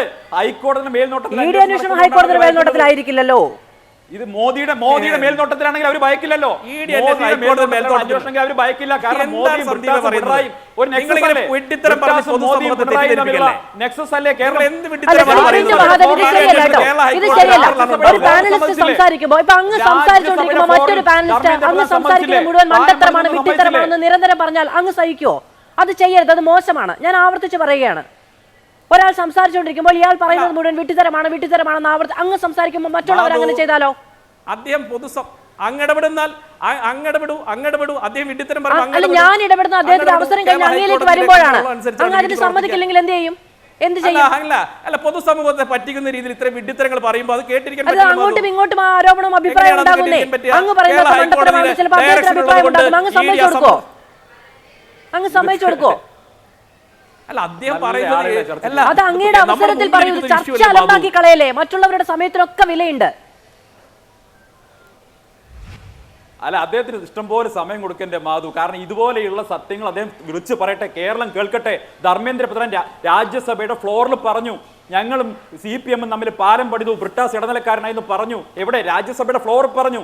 ആ കാര്യം തന്നെയാണല്ലോ ഇദ്ദേഹം ഇപ്പോൾ മാധവിന്റെ ഫ്ലോറിലും പറയുന്നത്. ഇവർ തമ്മിലുള്ള ധാരണ ഞങ്ങൾ ശിവശങ്കറിനെ ബലിയാടാക്കി ഇതല്ലേ നടന്നത്. കേരളം കണ്ടു, കേരളം കാണുന്നു. CPM BJP ധാരണ, ഇതിലപ്പുറം എന്താ ഉള്ളത്? ശരി, ഞാൻ ഇടപെടുകയാണ്. ശ്രീ ജയചന്ദ്രൻ, ഇപ്പോൾ ഒരു കേവല യുക്തി എന്ന നിലയ്ക്കാണ് മുഖ്യമന്ത്രിയുടെ ഓഫീസിൽ സമ്മർദ്ദവുമായി രംഗത്ത് വന്നത് എന്ന നിലയ്ക്ക് ഒരാരോപണം പ്രതിപക്ഷത്തിന്റെ ഭാഗത്തു നിന്നുണ്ടാകുന്നത്. പക്ഷെ എന്തിനാണ് ED അന്വേഷണത്തെ എതിർക്കുന്നത്? ഇതിൽ കള്ളപ്പണിയുടെ ഭാഗം ഉണ്ടായിട്ടുണ്ടെങ്കിൽ സ്വാഭാവികമാണ്. നേരത്തെ ശ്രീ മഹേഷ് പണിക്കർ പറഞ്ഞതുപോലെ അന്നത്തെ സ്വർണ്ണവില വെച്ച് നോക്കുകയാണെങ്കിൽ 10-15 ലക്ഷം രൂപയുടെ സ്വർണം കവർന്നു കൊണ്ടുപോകാൻ വേണ്ടി ഇത്ര വലിയ ഗൂഢാലോചനയും ഇത്ര വലിയ സംഘബോധവും ഒന്നും പ്രകടിപ്പിക്കേണ്ട ആവശ്യമില്ല. അപ്പൊ അതിനപ്പുറത്തേക്ക് ഇതിന്റെ വിശ്വാസമൂല്യം കൊണ്ട് വലിയ തരത്തിലുള്ള സാമ്പത്തിക തിരിമറികൾ ഉണ്ടാക്കിയിട്ടുണ്ട്. 18 ലക്ഷം രൂപ പോറ്റിക്ക് അവിടെ ചെലവുണ്ട്. അപ്പോൾ 15 ലക്ഷം രൂപയുടെ സ്വർണം കട്ടുകൊണ്ടുപോയി 18 ലക്ഷം രൂപ അവിടെ ചെലവഴിക്കില്ലല്ലോ. 18 ലക്ഷം രൂപ പല ഘട്ടങ്ങളിലായി അന്നദാനം അടക്കമുള്ള ഈ എന്താണ് നേർച്ചകളടക്കമുള്ള കാര്യങ്ങളിൽ പോറ്റി ശബരിമലയുമായി ബന്ധപ്പെട്ട് ചെലവഴിച്ചിട്ടുണ്ട്. അപ്പോൾ എത്ര ഇരട്ടി അവിടെ നിന്ന് വരുമാനം ഉണ്ടാക്കിയിട്ടുണ്ടാകണം? സ്വാഭാവികമാണ് അതിൽ പണമിടപാട് നടന്നിട്ടുണ്ട് എന്നുള്ളത്. ED അന്വേഷണവുമായി വരുമ്പോൾ എന്തിനാണ് അതിനോട് വിമുഖത? അല്ല, ആർക്കാണ് വിമുഖത എന്നുള്ളതെന്ന് പറഞ്ഞാൽ മതി. അതിനെ സംബന്ധിച്ചെന്നാൽ എനിക്ക് അഭിപ്രായം പറയാൻ പറ്റും. പിന്നെ മറ്റൊരു പ്രധാനപ്പെട്ട കാര്യം ഈ കാര്യത്തിൽ ഈ വിഷയത്തിൽ അടിസ്ഥാനപരമായുള്ളൊരു വസ്തുത, യാഥാർത്ഥ്യം ഒന്നുകിൽ മനസ്സിലാക്കാതെയോ അല്ലെങ്കിൽ ബോധപൂർവം മറച്ചുവെച്ചോ ആണ് എപ്പോഴും ഏതാണ്ട് എല്ലാ ചാനലുകളിലും ആൾക്കാർ വർത്തമാനം പറയുന്നത്. ഞാൻ അങ്ങനെ പറയാൻ കാരണം ഈ ഭരണഘടനാപരമായി ഇന്ത്യ ഒരു മതനിരപേക്ഷ രാഷ്ട്രമാണ്, നമുക്കെല്ലാം അറിയാമല്ലോ. പിന്നെ സെക്കുലറാണ് കൺട്രി. അതുകൊണ്ട് കേന്ദ്ര സർക്കാരിനോ സംസ്ഥാന സർക്കാരുകൾക്കോ ഒരു മതസംഘടനയുടെയോ അല്ലെങ്കിൽ ഏതെങ്കിലും സമുദായങ്ങളുടെയോ ഏതെങ്കിലും ജാതികളുടെയോ ഒരു ആരാധനാലയങ്ങളും നടത്തിക്കൊണ്ടുപോകാൻ കഴിയില്ല. അതുകൊണ്ടാണ് കേരളത്തിൽ 1949 കവനൻ്റ് പ്രകാരം ദേവസ്വം ബോർഡ് ഉണ്ടാകുന്നത്. മറ്റ് സംസ്ഥാനങ്ങളിൽ ഹിന്ദു റിലീജിയസ് ആക്ട് പ്രകാരം ബന്ധപ്പെട്ട സംവിധാനങ്ങൾ ഉണ്ടാകുന്നത്. അല്ലാതെ സംസ്ഥാന സർക്കാരിനോ യൂണിയൻ ഗവൺമെൻറ്റിനോ ഇത് ചെയ്യാൻ കഴിയില്ല. BJPക്കാർ അറിയാതെ വിളിച്ചു പറയുന്ന, പലപ്പോഴും ആക്രോശിക്കുന്ന ഒരു കാര്യം, ഇത് ഇപ്പോൾ ഞങ്ങളങ്ങ് ശരിയാക്കി കളയും. എങ്ങനെ? കേന്ദ്ര സർക്കാർ ഏറ്റെടുക്കും? അത്രേ നടക്കില്ല സാർ. നിലവിലൊരു ഭരണഘടന രാജ്യത്ത് നിലനിൽക്കുന്ന കാലത്തോളം BJPക്ക് എന്നല്ല ഒരു പാർട്ടിക്കും ഏറ്റെടുക്കാൻ കഴിയില്ല. ദേവസ്വം ബോർഡായിട്ട് തന്നെ നിലനിൽക്കും. കേരളത്തിൽ ദേവസ്വം ബോർഡുകൾ, മറ്റ് സംസ്ഥാനങ്ങൾ ഹിന്ദു റിലീജിയസ് ആക്ട് പ്രകാരമുള്ള സംവിധാനങ്ങൾ, അതങ്ങനെയാണ് ഭരണഘടന വിഭാവനം ചെയ്തിരിക്കുന്നത്. അതെങ്കിലും മിനിമം ഒന്ന് മനസ്സിലാക്കി വേണ്ട വർത്തമാനം പറയാൻ. ഒന്ന്. രണ്ടാമത്, ഇവിടെ ഹൈക്കോടതി തന്നെ ഈ കഴിഞ്ഞ ദിവസം കേസെടുത്തപ്പോൾ പറഞ്ഞല്ലോ, ED അപേക്ഷിച്ചു, അവർ അപേക്ഷ വെച്ചു, ഞങ്ങൾക്ക് റാന്നി കോടതിയിൽ നിന്ന് കിട്ടിയിട്ടില്ല സംഗതി, അതിന് FIR കിട്ടിയിട്ടില്ല, അതിനുള്ള ഒരു സംവിധാനം ഉണ്ടാക്കണം. ശരി, നിങ്ങൾ അങ്ങോട്ട് പോയിക്കോളൂ, അവിടെ വീണ്ടും അപേക്ഷ സമർപ്പിക്കൂ. പക്ഷേ SITയുടെ അന്വേഷണങ്ങൾക്ക് ഇടപെടൽ നടത്താൻ പാടില്ല എന്ന് പ്രത്യേകം പറഞ്ഞിട്ടുണ്ട്. അതിനേക്കാളും വലിയ അഭിപ്രായമൊന്നും ഹൈക്കോടതി പറയേണ്ടതില്ലല്ലോ. സ്പെഷ്യൽ ഇൻവെസ്റ്റിഗേഷൻ ടീമിൻ്റെ പ്രവർത്തനങ്ങൾക്ക് അതെന്താണെന്ന് വെച്ചിട്ടുണ്ടെങ്കിൽ റാന്നി കോടതി പറഞ്ഞത് ഹൈക്കോടതിയുടെ മേൽനോട്ടത്തിൽ അന്വേഷണം നടക്കുന്നത് കൊണ്ട് അതിന്റെ FIR അടക്കമുള്ള വിവരങ്ങളെല്ലാം അതിലൊരു രഹസ്യ സ്വഭാവമുള്ളത് കൊണ്ട് EDക്ക് കൈമാറാൻ കഴിയില്ല എന്നാണ് പറഞ്ഞത്. അതുകൊണ്ട് അങ്ങനെ പറഞ്ഞതുകൊണ്ടാണ് ഹൈക്കോടതി പറയുന്നത് ഈ അന്വേഷണത്തിൽ ഇടപെടാതെ വേണം നിങ്ങൾ ഈ FIR കളക്ട് ചെയ്യാനും മറ്റു കാര്യങ്ങളും മുന്നോട്ട് കൊണ്ടുപോകാൻ എന്നുള്ളതാണ്. അതെ അതെ അതെ, അത്രേ ഉള്ളൂ. ഞാനും അത് തന്നെ ഉദ്ദേശിച്ചുള്ളൂ. അത് തന്നെയാണ് നമ്മളെല്ലാവരും മനസ്സിലാക്കുന്നത് തന്നെയാണ് മാധു, അത് തന്നെയാണ് ഞാനും മനസ്സിലാക്കിയത്. അല്ല, പക്ഷെ ആ ED അന്വേഷണത്തെ കുറിച്ചുള്ള അഭിപ്രായം തേടുമ്പോൾ ഹൈക്കോടതി ED അന്വേഷണത്തെ കുറിച്ചുള്ള അഭിപ്രായം തേടുമ്പോൾ സർക്കാരിന് അതിൽ വിരുദ്ധാഭിപ്രായമാണ്. ED അന്വേഷണം ആവശ്യമില്ല എന്നുള്ളതാണ് സർക്കാർ നിലപാട്. സർക്കാർ അങ്ങനെ എവിടെയും നിലപാട് പറഞ്ഞില്ലല്ലോ. സർക്കാർ എവിടെയാണ് ED അന്വേഷണം ആവശ്യമില്ല എന്ന് പറഞ്ഞത്? സർക്കാർ കോടതിയിൽ നിലപാട് പറഞ്ഞു. അല്ല, സൈമൾട്ടേനിയസ് ആയിട്ടുള്ള ഒരു അന്വേഷണം വേണ്ടി പാടില്ല, അതിൻ്റെ ആവശ്യമില്ല എന്ന് പറഞ്ഞിട്ടുണ്ട്. സൈമൾട്ടേനിയസ് ആയിട്ട്, അപ്പോഴാണ് കോടതി ഇടപെട്ട് പറയുന്നത് സൈമൾട്ടേനിയസ് അല്ല അന്വേഷണം. ഇത് ഈ SITയുടെ അന്വേഷണത്തിൽ അതിന് വിഘാതം ഉണ്ടാവാത്ത തരത്തിൽ വേണം നിങ്ങളുടെ അന്വേഷണം നടത്താൻ. കാര്യം അവർക്ക് ഈ prevention of money laundering act ആണല്ലോ അവരുടെ കേസ് കെട്ട്. അത് അന്വേഷിച്ചോട്ടെ. കള്ളപ്പണം വെളുപ്പിക്കലുണ്ടായിട്ടുണ്ട് എന്നുണ്ടെങ്കിൽ മാത്രമല്ലേ EDക്കുള്ള സ്കോപ്പുള്ളൂ. അതന്വേഷിച്ചോട്ടെ. അതിൻ്റെ അപ്പുറത്തേക്ക് സാധാരണ EDയുടെ ചില നീക്കുപോക്കുകളും ഇടപെടലുകളും ഒക്കെ ഉണ്ടല്ലോ, പലതും കണ്ടിട്ടുണ്ടല്ലോ. ഇവിടെ അടുത്ത കാലത്ത് വരെ കണ്ടിട്ടുണ്ട്. എന്തൊക്കെയാണ് കണ്ടിരിക്കുന്നത്, എന്തൊക്കെ നാടകങ്ങളാണ് നടത്തുന്നത്. അതൊക്കെ വാർത്താ പ്രാധാന്യം ഉണ്ടാക്കാൻ വേണ്ടി മാത്രം എന്നുള്ളതിനപ്പുറത്തേക്ക് എന്തെങ്കിലും ഇവർക്ക് ചെയ്യാൻ കഴിഞ്ഞിട്ടുണ്ടോ എന്നുള്ളത് നാട്ടുകാർ ED ഒരു കേസിൽ ഇൻവോൾവ് ചെയ്യണമോ എന്നുള്ളത് EDയുടെ ട്രാക്ക് റെക്കോർഡ് വെച്ച് നമുക്ക് വിവേചനാധികാര പ്രകാരം പറയാനൊന്നും കഴിയില്ല. നമുക്ക് അഭിപ്രായം രേഖപ്പെടുത്താം രാഷ്ട്രീയ വേദികളിൽ. അതിനപ്പുറത്ത് ED മുൻപ് അന്വേഷിച്ച കേസുകളിലൊക്കെ സ്വീകരിച്ച നിലപാട് ഇതാണ്. അതുകൊണ്ട് ഇത് ഏറ്റെടുക്കേണ്ടതില്ല എന്ന നിലപാട് സംസ്ഥാന സർക്കാരിന് പറയാൻ കഴിയില്ല. സൈമൾട്ടേനിയസ് ആയിട്ടൊരു അന്വേഷണം എന്ന നിലയ്ക്ക് അതിനെ കാണാനും കഴിയില്ല. കാരണം ഇതിന്റെ രണ്ടിന്റെ പരിഗണനാ വിഷയങ്ങൾ രണ്ടാണ്. ഇത് അറിയാത്ത സംവിധാനമല്ല സർക്കാർ. ശബരിമല സ്വർണ്ണക്കൊള്ള അന്വേഷിക്കാനല്ല, അതുമായി ബന്ധപ്പെട്ട പണമിടപാടുകൾ അന്വേഷിക്കാനാണ് ED വരുന്നത് എന്ന മിനിമം വിവരം സർക്കാർ സംവിധാനങ്ങൾക്കുണ്ട്. അല്ല മാധു, അല്ല ഞാനൊന്ന് പറഞ്ഞോട്ടെ പ്ലീസ്. ഇത് അങ്ങനെ തന്നെയാണ് കണ്ടിട്ടുള്ളത്. സംസ്ഥാന സർക്കാർ അല്ലാതെ ഈ കേസ് SITയുടെ കേസ് ഹൈക്കോടതിയുടെ കീഴിൽ SIT കേസ് അന്വേഷിക്കുന്ന കാലത്തോളം EDക്ക് ഇൻഡിപെൻഡൻ്റായിട്ട് അന്വേഷിക്കാൻ കഴിയില്ല എന്ന് ആർക്കാണ് അറിയാത്തത്?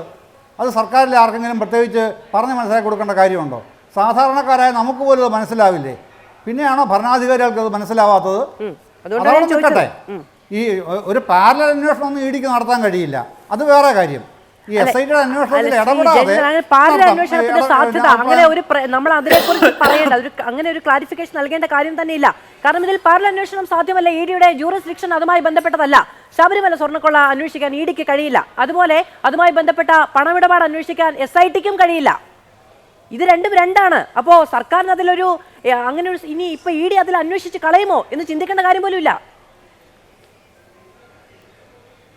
അല്ല, അങ്ങനെ അന്വേഷിച്ച് കളയുമെന്ന് ഇവിടെ ആരും വേവലാതിപ്പെടുന്നില്ലാന്നേ.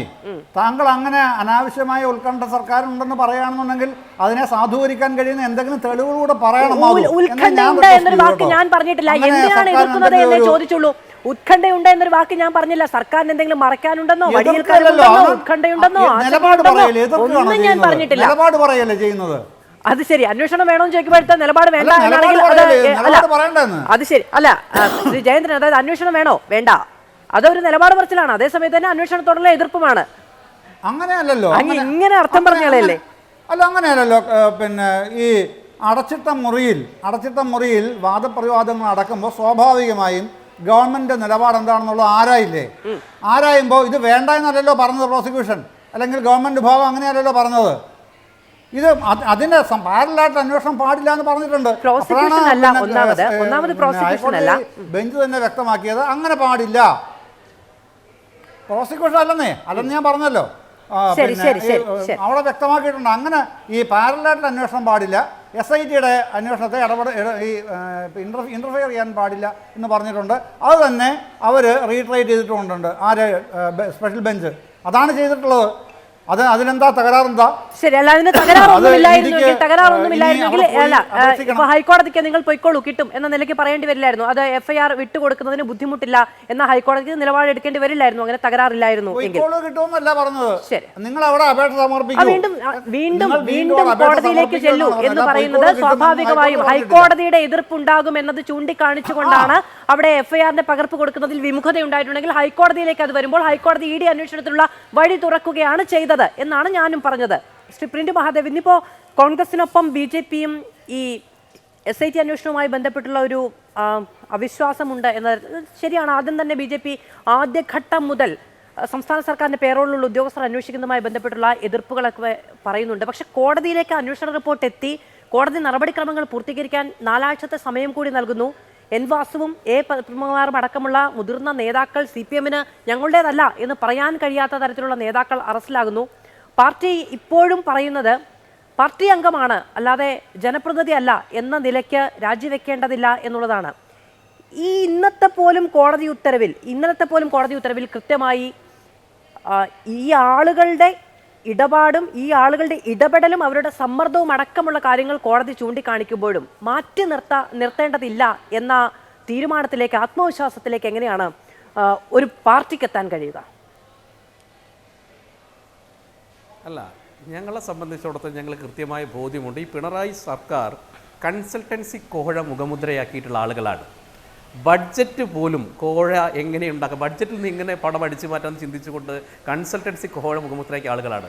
അതിപ്പോൾ ദേവസ്വം ബോർഡിൻ്റെ സ്വത്ത് അടിച്ചു മാറ്റുന്ന കാര്യമായിക്കോട്ടെ, പൊതുഖജനാവിൽ നിന്ന് സമ്പത്ത് അടിച്ചു കാട്ടുന്നത്, ഇതിൽ കൃത്യമായിട്ടൊരു വലിയ രീതിയിൽ ഇതിനകത്തൊരു ഡോക്ടറേറ്റ് ഒരു പ്രത്യേക സംഘം തന്നെ ഈ പിണറായി സർക്കാരിന് 10 വർഷമായിട്ട് പ്രവർത്തിച്ചുകൊണ്ടിരിക്കുന്നുണ്ട്. അതുകൊണ്ട് ഞങ്ങൾക്കറിയാം, ഞങ്ങൾ എല്ലായ്പ്പോഴും ഞാൻ സൂചിപ്പിച്ചത് ഒരു പൊതുവ്യവസ്ഥിതി അനുസരിച്ച് ഉദ്യോഗസ്ഥന്മാരെ ബലിയാടാക്കിക്കൊണ്ടുള്ള രാഷ്ട്രീയക്കാരുടെ ഇത്തരത്തിലുള്ള തന്ത്രങ്ങളാണ് കേരളത്തിൽ കാണുന്നത്. അത് കൃത്യമായിട്ട് ഈ അന്വേഷിക്കുന്നത് ആരാ? പിണറായിയുടെ പോലീസ്. ആരാണ് കൊള്ള നടത്തിയിട്ടുള്ളത്? പിണറായിയുടെ ദേവസ്വം മന്ത്രിയും അതിന് ചുറ്റിപ്പറ്റി നിൽക്കുന്ന ആളുകൾ. സ്വാഭാവികമായിട്ട് കേരളത്തിലെ പൊതുസമൂഹത്തിന് അതിനകത്ത് കൃത്യമായി സുതാര്യത ഉണ്ടാവുമെന്ന് ഉറപ്പുണ്ട്. അതുകൊണ്ടാണ് ഞങ്ങൾ കേന്ദ്ര ഏജൻസി വരണം, ഇതിനകത്ത് സത്യസന്ധമായ അന്വേഷണം നടക്കുന്നു എന്ന് പറയാനുള്ള ഒരു പ്രധാനപ്പെട്ട കാരണം. പിന്നെ നേരത്തെ കോൺഗ്രസിൻ്റെ പ്രതിനിധി പറയുന്നത് കേട്ടു, ഈ പിണറായി വിജയൻ സർക്കാരിൻ്റെ കാലത്ത് മാത്രമാണ് അഴിമതി നടന്നിട്ടുള്ളതെന്നാണ്. നിങ്ങൾ മനസ്സിലാക്കേണ്ടത്, കേരളത്തിൽ ഏറ്റവും കൂടുതൽ ദേവസ്വം മേഖലയിൽ അഴിമതി നടത്തിയിട്ടുള്ളത് UDF ഭരിക്കുന്ന സമയത്താണ്. കഴിഞ്ഞ ഉമ്മൻചാണ്ടിയുടെ മന്ത്രിസഭയിൽ നിങ്ങൾ മനസ്സിലാക്കണം, അന്നത്തെ ദേവസ്വം മന്ത്രിയുടെ സഹോദരനായിരുന്നു ദേവസ്വത്തിൻ്റെ സെക്രട്ടറി. അദ്ദേഹം 1.87 കോടി രൂപ പാത്രം മേടിച്ചുകൊണ്ടാണ് അഴിമതി നടത്തിയത്. പാത്രം ഇല്ലാത്ത ഒരു ബില്ല് കാണിച്ചുകൊണ്ട് പാത്രം മേടിച്ചിട്ട്. അപ്പോൾ അതുകൊണ്ട് കോൺഗ്രസ്സുകാർക്ക് ഒരിക്കലും ദേവസ്വം ബോർഡിന്റെ അഴിമതിയെക്കുറിച്ച് പറയാൻ ഒരു അധികാരവും അവകാശവും ഇല്ല. അതുകൊണ്ടാണ് ഞങ്ങളെ സംബന്ധിച്ചിടത്തോളം ഇത് ശബരിമല അയ്യപ്പനിൽ ഞങ്ങൾക്ക് വിശ്വാസമുണ്ട്. വിശ്വാസവും വികസനവും മുൻനിർത്തിക്കൊണ്ടാണ് ഞങ്ങൾ പ്രവർത്തിക്കുന്നത്. അതുകൊണ്ട് വിശ്വാസി സമൂഹത്തിന്റെ പൊതുപ്രശ്നം എന്ന രീതിയിൽ നേരത്തെ നമ്മുടെ ശില്പി പറഞ്ഞതുപോലെ ശബരിമല ശാസ്താവിനെ സംബന്ധിച്ച അവസാനത്തെ ഈ ശബരിമല കൊള്ളയിലെ വിക്കറ്റ് വീഴുമെന്നുള്ള കാര്യത്തിൽ ഞങ്ങൾക്ക് വിശ്വാസമുണ്ട്. പിന്നെ പൊതുസമൂഹത്തിന് ഒരു വിശ്വാസ്യത വേണമെങ്കിൽ പുറത്തുനിന്നുള്ള ഏജൻസികൾ വരണം. അതുകൊണ്ടാണ് ഞങ്ങൾ പറയുന്നത് അന്വേഷണ സംഘത്തെ അവിശ്വാസമല്ല, പല ബാഹ്യ സമ്മർദ്ദങ്ങളും വിധേയമായിക്കൊണ്ട് പലതരത്തിലുള്ള അന്വേഷണത്തിന് മൊഴിമാറ്റലുകൾ ഉണ്ടാകാം. ചില വ്യക്തികൾ അയ്യപ്പനിലും നിയമത്തിലുമൊക്കെയാണ് വിശ്വാസം എന്ന് പറയുമ്പോഴും അങ്ങ് വളരെ പ്ലെയിനായി അങ്ങ് പറഞ്ഞു പോവുകയാണ്. ആരാണ് കൊള്ള നടത്തിയത്? അന്നത്തെ ദേവസ്വം മന്ത്രിയാണ് എന്ന് പറയുകയാണ്. രാഷ്ട്രീയമായി നിങ്ങൾക്ക് ഇങ്ങനെ വാദോരാതെ പറയാമെന്നതിനപ്പുറത്ത് കോടതിയെ നിങ്ങൾക്ക് വിശ്വാസമുണ്ടെന്ന് പറയുന്നു.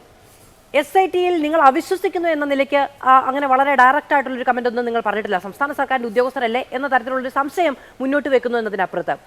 പക്ഷെ എങ്ങനെയാണ് ഇതുവരെ ഒരു മൊഴിയും ഇല്ലാതിരുന്നിട്ടും വളരെ പ്ലെയിനായി അങ്ങനെ ഒരു കമന്റ് നടത്തിപ്പോകാൻ കഴിയുന്നത്? അങ്ങനെ ഉണ്ടെങ്കിൽ കോടതി അത് ചൂണ്ടിക്കാണിക്കില്ലേ? ഇപ്പൊ കോടതിയുടെ കർശനമായ നിർദ്ദേശവും കോടതിയുടെ മാർഗനിർദ്ദേശവും അനുസരിച്ചാണ് ഇക്കണ്ട അറസ്റ്റ് മുഴുവൻ ഉണ്ടായിരിക്കുന്നത്. ദേവസ്വം ഇത്രയുള്ള സിമ്പിൾ ലോജിക്കുള്ളൂ. കേരളത്തിലെ ദേവസ്വം മന്ത്രി അറിയാതെ, അന്നത്തെ ദേവസ്വം മന്ത്രി അറിയാതെ ഇത്തരത്തിലൊരു വലിയൊരു തീവെട്ടിക്കൊള്ളയ്ക്ക് ശബരിമല പോലെയുള്ള വിവാദ ഒരു പ്രദേശത്ത്, ലോകം മുഴുവൻ ശ്രദ്ധിക്കുന്നൊരു പ്രദേശത്ത് ഇത്തരത്തിലുള്ളൊരു തീവെട്ടിക്കൊള്ളയ്ക്ക്, സ്വർണ്ണക്കൊള്ളയ്ക്ക് ഈ പറയുന്ന നമ്മൾ പറയുന്ന വൻപൻ സ്രാവ് എന്ന് പറയുന്ന പത്മകുമാർ മാത്രം വിചാരിച്ച് നടക്കുമോ? അത് കേരളത്തിൻ്റെ പൊതു മനസാക്ഷിക്ക് മുന്നിലൊരു ചോദ്യമുണ്ട്. അതുകൊണ്ട് ഒരു പത്മകുമാർ തന്നെ പറഞ്ഞല്ലോ, ദൈവതുല്യരായിട്ടുള്ള ആളുകളെന്ന് അദ്ദേഹം തന്നെ പറയുന്നുണ്ട്. അതിലെന്താ നമ്മളെ വിശ്വസിക്കുന്നത്? അതുകൊണ്ട് ചില പേരുകൾ വരും. അതുകൊണ്ട് എന്തൊക്കെ ഈ ദേവസ്വം മന്ത്രിയെ സംബന്ധിച്ചിടത്തോളം ഈ അദ്ദേഹത്തിൻ്റെ കീഴിലുള്ള ദേവസ്വം ബോർഡിലെ ഉദ്യോഗസ്ഥന്മാരായിക്കോട്ടെ, ദേവസ്വം പ്രസിഡന്റ് ആയിക്കോട്ടെ, അവർ ചെയ്യുന്ന അഴിമതിക്ക് അദ്ദേഹത്തിന് ഉത്തരവാദിത്തമുണ്ട്. അദ്ദേഹത്തിന്റെ അറിവില്ലാതെ കടകംപള്ളി സുരേന്ദ്രന്റെ പേരാണ് കോൺഗ്രസും BJP-യും ഉന്നയിച്ചുകൊണ്ടേയിരിക്കുന്നത്. യാതൊരു തരത്തിലുള്ള മൊഴികളും ഇതുവരെയും ഇല്ല എങ്കിലും കൃത്യമായി ദൈവതുല്യൻ എന്ന പത്മകുമാർ നടത്തിയ പരാമർശവും വൻ തോക്കുകൾ എന്ന ഉത്തരവിൽ പറഞ്ഞിരിക്കുന്ന കാര്യവും അടക്കം നോക്കുകയാണ് എങ്കിൽ രാഷ്ട്രീയമായ ഉത്തരവാദിത്വം അന്നുണ്ടായിരുന്ന മന്ത്രി എന്ന നിലയ്ക്ക് കടകംപള്ളി സുരേന്ദ്രനിലേക്കാണ് സംശയത്തിന്റെ മുന നീളുന്നത് എന്നുള്ളതാണ് രാഷ്ട്രീയ ആരോപണം. ഇത്രമേൽ കർശനമായ, ഇത്രമേൽ മൂർച്ചയുള്ളൊരു ആയുധം അല്ലെങ്കിൽ ഒരു ആരോപണം മുന്നോട്ട് വയ്ക്കുന്നു രണ്ട് രാഷ്ട്രീയ പാർട്ടികൾ എന്നിരിക്കെ എന്താണ് വരും ദിവസങ്ങളിലെ പ്രതികരണം എന്നതുകൂടി നമുക്ക് നോക്കാം. വളരെയധികം നന്ദി പാനലിസ്റ്റുകൾക്കും പ്രേക്ഷകർക്കും.